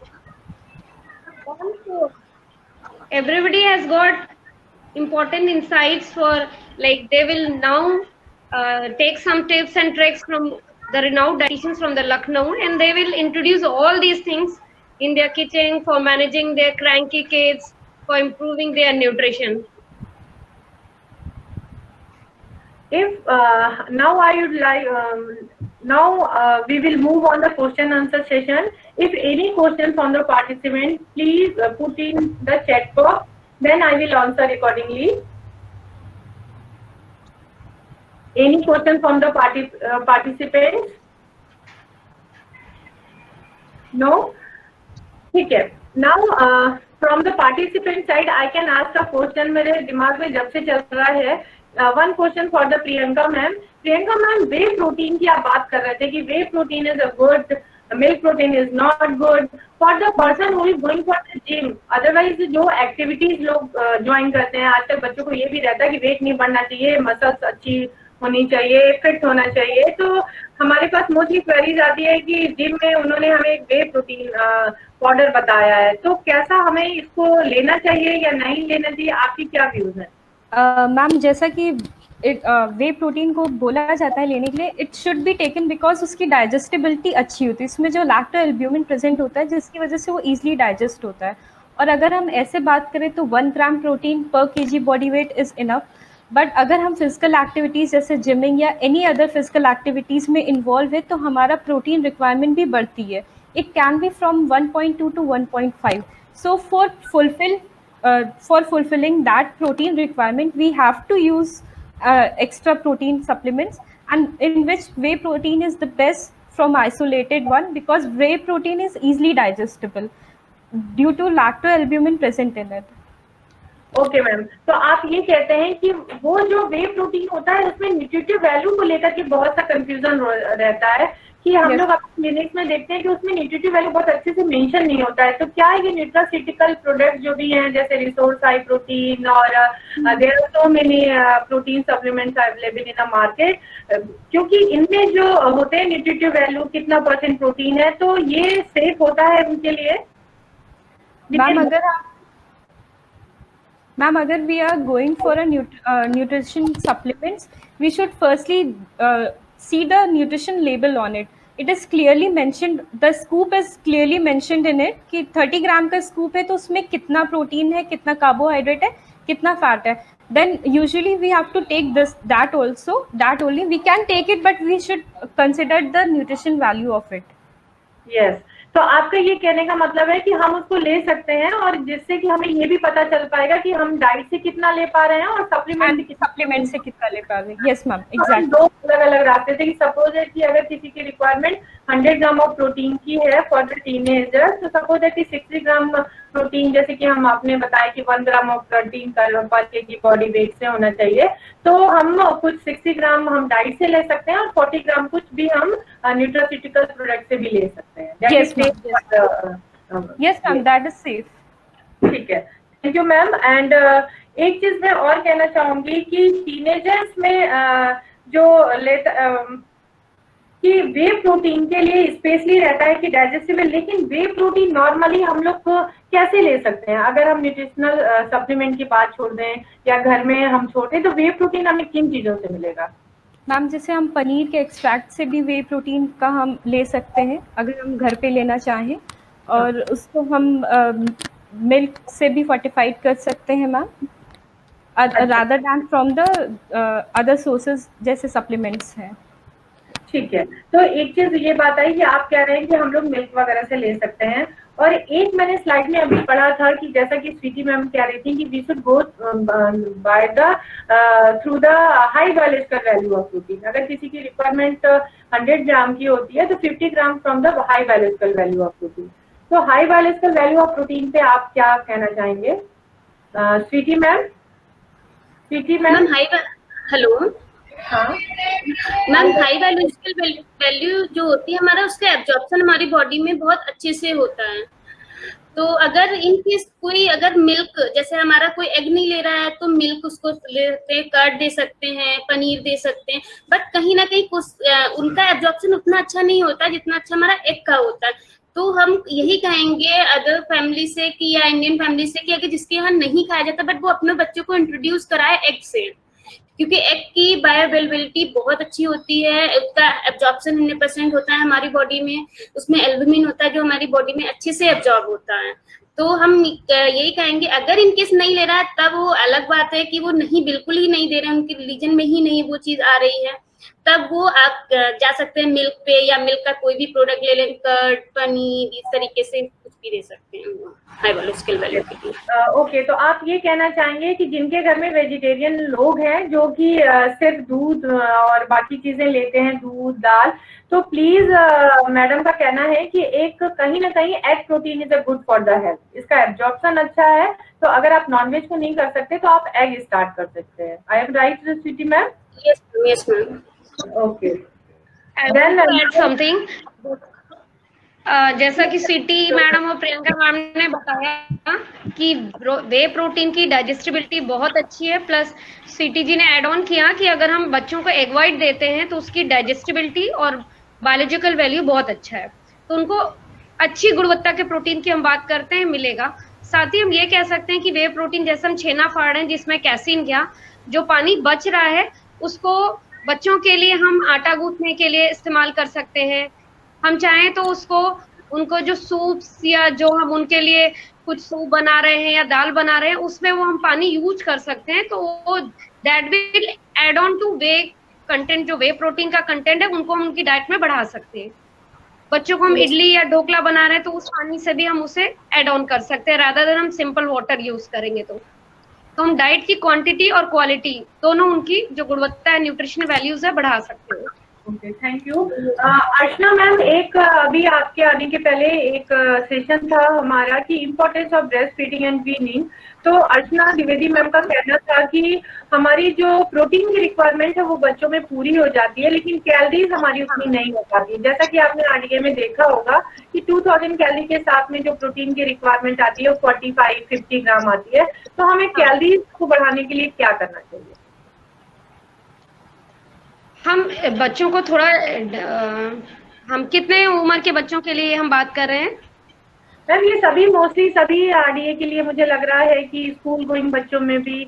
RDA में मैंने देखा कि कैलोरीज बढ़ जाती है, लेकिन प्रोटीन की रिक्वायरमेंट तो फुलफिल हो जाती है, लेकिन कैलोरीज नहीं पूरी हो पाती है. तो हमें Especially- देखना पड़ेगा कि उनको हम प्रोटीन की क्वांटिटी तो हम पूरी कर रहे हैं, बट इम्पोर्टेंट बात जो शिल्पी मैडम ने कही कि अगर हम उनके डाइट में कैलोरीज पूरी नहीं जा रही है तो हम प्रोटीन को जिस लिए यूज करना है मसल बिल्डिंग के लिए वो नहीं होगा, हम प्रोटीन को स्पेयर करना है for the purpose they are meant for. अगर हम प्रोटीन में तो हम ठीक दे रहे हैं कि कैलोरीज अच्छी नहीं जा रही है तो प्रोटीन में टूथ फूड के लिए इस्तेमाल होने लगेंगे, तो हमें एनर्जी देने के लिए इस्तेमाल होने लगेंगे। तो इम्पोर्टेंट है कि बच्चों की डाइट में हमें कार्बोहाइड्रेट की मात्रा के साथ साथ फैट की मात्रा भी उचित मात्रा में, जिनकी रिक्वायरमेंट जितनी है एटलीस्ट हमको उनको देना है। तो अगर हम वीनिंग के बारे में तो अर्चना द्विवेदी मैडम ने अच्छे से बताया है। उसके बाद जैसे जैसे स्कूल गोइंग जब बच्चे होते हैं, छोटी छोटी चीजें उनको टिफिन, छोटे छोटे टिफिन में है इस तरह से देंगे कि स्पेशली ब्रेकफास्ट में हमें देखना है कि कॉम्बिनेशन जो होना चाहिए वो थोड़े कॉम्प्लेक्स कार्बोहाइड्रेट की, बच्चों में कॉन्स्टिपेशन की जो है वो प्रॉब्लम बहुत ज्यादा होती है। डेयरी प्रोडक्ट्स अच्छे से होना चाहिए, और बहुत छोटे बच्चों में हमें फुल फैट मिल्क दे सकते हैं अनलेस अंटिल जो चाइल्ड इज वेरी ओबीज, कि कार्बोहाइड्रेट, प्रोटीन, सारी चीजें और फैट उचित मात्रा में मिले।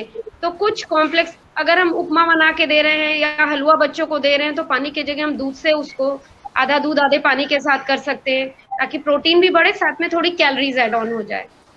हम दही जमा रहे तो थोड़ा से उसको हम मिल्क पाउडर ऐड ऑन कर सकते हैं उस दही में, ताकि कैलोरीज थोड़ी बढ़ जाए, कैल्शियम बढ़ जाए, प्रोटीन बढ़ जाए। ओके। और इम्पोर्टेंट है कि हमें बच्चों को आदत डालनी स्मॉल फ्रीक्वेंट मील्स की। टिफिन लेके जाना है, अगर आपका बच्चा बस से आता जाता है, वैन से, जिसमें ज्यादा टाइम लग रहा है, तो एक एक्स्ट्रा टिफिन उनको जरूर देना है। कि इन बिटवीन जो बड़ा गैप हो रहा है, आप इंस्टेंट एनर्जी के लिए फ्रूट्स, ड्राई फ्रूट्स उनके आसपास रख सकते हैं, जिनसे कैलोरी, प्रोटीन, फैट सभी कुछ, डेट्स दे सकते हैं, जिससे इंस्टेंट एनर्जी का सोर्स हमें मिल जाएगा। ओके। तो थैंक यू अर्चना मैम। हमें लग रहा है कि आज के लिए हम लोगों ने बहुत से टॉपिक्स कवर किए हैं। Now I would like to invite Nivedita Mishra, because of some technical issues she was not able to explain her videos. Now she can start. Welcome Nivedita. Hello, welcome to welcome. hello. Good afternoon to everyone. Good good afternoon. Kids, the future of country and any society are being stopped by this epidemic corona. This corona has stopped the nation, but it surely cannot stop the future of this country because they find positivity in any negative environment. They played games in school, but today they are playing games at home. They did PT at school, but now they are doing yoga at home. They participated in school competition, and today they are competing with their friends at home by playing games. But by this, one can understand how kids set example for being positive in any environment. And we can proudly say the way before this pandemic they were enjoying their time, they are enjoying it today. What has changed a little is their nutrition. Before, they were very active, doing lots of things. Now, being at home, they are doing less activities, so this can change their eating habits for sure. And now, we have to focus, and parents need to focus on their diet very carefully, because even if they eat less, they need the right diet and the nutrition. Now we have to give them kadha to drink instead of coffee. Golden milk take place instead of chocolate shake. We need to give them corn to eat instead of chips. Before they were participating in dance at school, now they are dancing at home. We need to keep them hydrated, so we need to give them milk, juice instead of cold drink. By doing all this, we can prepare them for future, for coming bad situation, disease like corona, so that they can fight them well and keep them all the futures of the country safe. Today kids are teaching us that we need not to worry so much about this pandemic, because it will pass on one day and our life will be happily and joyful like before. What we need is about life, be careful and prepare ourselves from future problems. By doing all their work, living their lifestyle as same as before, they teach us that we need not to work regularly. Doesn't matter what the situation is and prepare our health and body from any disease, improve our immune by having good diet. Nutrition is the study of food and how it works in body. Nutrition includes all the stuff food as vitamin, protein, fats and many more. It's important to eat a variety of foods including fruits, vegetables and dairy products and grains so they have what they need to grow and be healthy. Exercise is a body activity that enhances physical fitness and overall health and wellness. Yoga is a part of physical, mental, and spiritual practices which originated in India. For kids, mean playing and being physically activity. Kids exercises are when they play at school, during recess, in dance classes, while doing swimming and playing in yoga and parks. Benefit of exercise and yoga: improving fitness, good mental peace, improving self-esteem, improving posture and balance, strong muscles and bones, leaner body and less risk of becoming overweight, a better outlook on life. Thank you. Thank you Nivedita ma'am. आज हम सुबह से खाने की बात कर रहे थे, लेकिन इस कोरोना टाइम में हमने योगा और एक्सरसाइज पे बात नहीं की, तो निवेदिता मैम को ये लगा कि ये कहीं टॉपिक छूट ना जाए, इसलिए इन्होंने वेल डिजाइन करके और एक्सरसाइज एंड योगा के बेनिफिट्स बताए। डेफिनेटली अगर हम योगा और एक्सरसाइज में हम बच्चों को इन्वॉल्व नहीं करेंगे तो बच्चों की एपेटाइट अच्छी नहीं होगी, हम उनकी न्यूट्रिशनल रिक्वायरमेंट को पूरी नहीं कर पाएंगे। Definitely you are well deserve topic for this corona time, क्योंकि बच्चे आजकल मोस्टली हम ऑनलाइन ही बने रहते हैं, तो उनको योगा एक्सरसाइज करना है। और एक चीज तो रही गई, कोरोना में अगर किसी ने काढ़े की बात नहीं की, क्योंकि कोरोना पेंडेमिक में इस काढ़े पे इतने रिसर्चेस हो गए कि काढ़े की इम्यूनिटी बूस्टर, नो डाउट काढ़ा is good for the health. जो हम कोल्ड ड्रिंक और बाकी चीजों से, जैसा कि निवेदिता ने कहा कि हमें कोल्ड ड्रिंक पे फोकस नहीं करना है, हमें कोल्ड ड्रिंक को रिप्लेस करना है, बटर मिल्क से ले लेना है, और plane milk and chocolate milk, please away from the chocolate shake. Now we should shift it on the golden milk. Golden milk is good for the health. So in corona time, इस corona pandemic में हमें diet के साथ में इस चीज का भी ध्यान देना है कि इम्यूनिटी स्ट्रांग बनी रहे। थोड़ा सा सबसे बड़ी बात कि कोरोना में लोगों को फीवर, थोड़ा सा स्नीजिंग, सोर थ्रोट, ये सब प्रॉब्लम्स के साथ आता है, तो टेम्परेचर वेरिएशंस भी बहुत होते हैं, तो don't focus on the cold items, room temperature पे बनी चीजें दीजिए। Thank you Nivedita and thank you all speakers. Now we should go to conclude the session. I would like to invite the Priyanka ma'am to conclude the session. Thank you so much, and especially thanks to Archana Sinha ma'am who joined us to successful for the kids nutrition workshop. Thank you. Thank you so much, ma'am. Thank you so much. Thank you so much, everyone. Thank you so much, ma'am. Special thanks to our dietitian Archana Sinha ma'am. Thank you so much, ma'am. Now I would like to give a special thanks to our chairperson, Dr. Shilpi Pandey, having 17 years experience in nutrition, done PhD on nutrition in dialysis patient, 11 years experience in neurological department, special interest in ketogenic diet.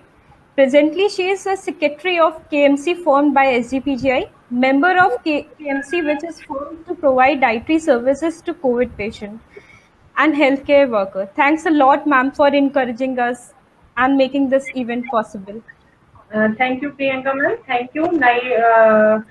Any take-home message from the audience as well as the speakers? Priyanka ma'am, you can conclude. Yes. Now there is some take-home message for you all. Nutrition, as we know, nutrition is very important at every age. Enjoy your food with healthy mind. To have a balanced diet, have a balanced healthy diet, include variety of diet in your food. Eat a rainbow full fruits and vegetables. Wash your hand frequently and maintain the hygiene. Wear mask, maintain the social distance, and lastly, stay home, stay safe. Thank you. Thank you, Priyanka ma'am. Thank you, Archana ma'am. आपके input in on kids nutrition workshop. आपके कुछ thoughts, please share with the audience as well as the speaker. सभी लोगों ने इतना कुछ बता दिया है, टेक होम मैसेज प्रियंका ने दिया है। हमें बस ये ध्यान रखना है कि नो डाउट ये जो कोरोना पैंडेमिक है बहुत टफ है, लेकिन हमें ये भी पता है कि अगर हम मेंटल हेल्थ मेंटेन रखेंगे, इम्यूनिटी मेंटेन करेंगे, जो भी निर्देश दिए गए हैं, मास्क लगाना, सोशल डिस्टेंसिंग रखना, उसके साथ थोड़ा टाइम मिलता है तो योगा है, एक्सरसाइजेज है, plus variety of foods is very important. कि हमें जैसे इन्होंने बताया, हम कहते हैं ना, आपकी थाली जितनी रंग बिरंगी होगी उतनी ही न्यूट्रिशन से परिपूर्ण होगी। जैसे निवेदिता ने बताया कोल्ड ड्रिंक से दूर रखना है, तो अब उनके ऑप्शन इतने सारे दिए हैं। हम सीजनल फ्रूट्स के साथ बच्चों को दही के साथ स्मूदीज दे सकते हैं, चीनी की जगह हम उनको हनी ऐड कर सकते हैं। हमें मेंटली साउंड रहना है कि हम खुश हैं, हम हेल्दी हैं, हार्ट एंड हेल्दी हैं, अच्छे से रहेंगे। बच्चों, ये जो उम्र होती है फाउंडेशन है बेसिकली, और अच्छी आदतें जो इस उम्र में इनकलकेट कर लेते हैं बच्चे, सीख लेते हैं, वो बड़े एडल्टहुड तक रहेगी। तो न्यूट्रिशन हमें बच्चों का बहुत मेंटेन रखना है, ना सिर्फ क्वांटिटी के टर्म्स में ही नहीं, क्वालिटी के टर्म्स में भी। तो सभी लोग अच्छे से रहेंगे, और जो हम कहते हैं फ्यूचर में जो डाइट रिलेटेड या नॉन कम्युनिकेबल डिजीजेज होती हैं, उससे हम बच के रहेंगे। Stay home, stay safe. Thank you Chinki Pandey. I want to share some slogan that is shared by the participants. खाना सीखेगा इंडिया, तभी तो कोरोना से जंग जीतेगा India. Very nice, Sneha Singh. Sneha Singh from Gorakhpur. She has mentioned the quotation in the chat box. Thank you, Sneha ji, and thank you all of you, and special thanks to Nestle team who conduct the kids nutrition workshop and give the technically support. Thank you so much, Nestle team. Thank you so much, and all speakers. Now, let's move for the next session. Thank you so much. Thank you, ma'am. Thank you, ma'am. Bye, bye, bye. Take care.